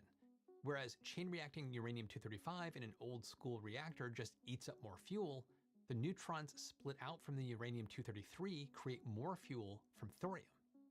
But how? And those 2.35 neutrons gives you a little bit more, because you need one of those neutrons to split the next uranium atom in the chain reaction, and you need another atom or another neutron to upgrade your thorium to uranium, but then you have this 0.35 extra, so you can generate a little bit more fuel than you consume all the time. So instead of burning up an ever-dwindling supply of nuclear fuel, or even burning up as much fuel as it makes, the thorium fuel cycle lets us breed more nuclear fuel than it consumes. Once optimized, each reactor could generate enough fuel to start another every 10 to 20 years, and those new reactors could do the same. That means doubling nuclear capacity every few decades without burning through the world's uranium reserves. If you really want to have 10 or 20 or 100 times more energy on this planet, then we need what is called breeder reactors. This is the thorium dream and Copenhagen Atomics' ultimate goal, to build a breeder reactor. But to encourage a fundamentally different reaction, they need a fundamentally different reactor, the molten salt reactor, or MSR. This is where things get more interesting and safer. Molten salt reactors using thorium aren't just efficient, they're designed to avoid meltdowns altogether. And speaking of keeping things safe, let's take a quick moment to talk about protecting your digital life too. I was just on a trip to a geothermal conference, even if you're getting excited at guarantee, don't miss it. Alright, back to the molten salt magic. Unlike traditional reactors powered by solid fuel rods, MSRs are powered by uranium and thorium dissolved into molten salts. Because the fuel is liquid, waste products from nuclear fission can be extracted with the reactor still running. This continuous cleanup keeps the thorium to uranium reaction humming along by preserving neutrons for fuel production instead of letting them get soaked up by the waste. Liquid fuel salt acts as a coolant too, circulating out and back into the reactor core to deliver heat for the power generation. In Copenhagen Atomics' layered onion core MSR, these hot salts are flanked by heavy water that slows down the neutrons so they can be better absorbed by thorium in the salt. And the outer layer of the onion will be a breeding blanket, where additional thorium salts will absorb neutrons produced by the chain reaction within the reactor core, breeding uranium-233. In the final design, this uranium will be transferred from the blanket to the molten salt fuel in the core. When you have liquids, you can actually separate these things out. And it's a mix of chemistry and electrochemistry to do that, but it's a completely autonomous system that runs inside the reactor while the reactor is operating. Another massive advantage of MSRs is that unlike traditional water-cooled reactors that operate under high pressure to keep the water from boiling, molten salt reactors run at atmospheric pressure. That means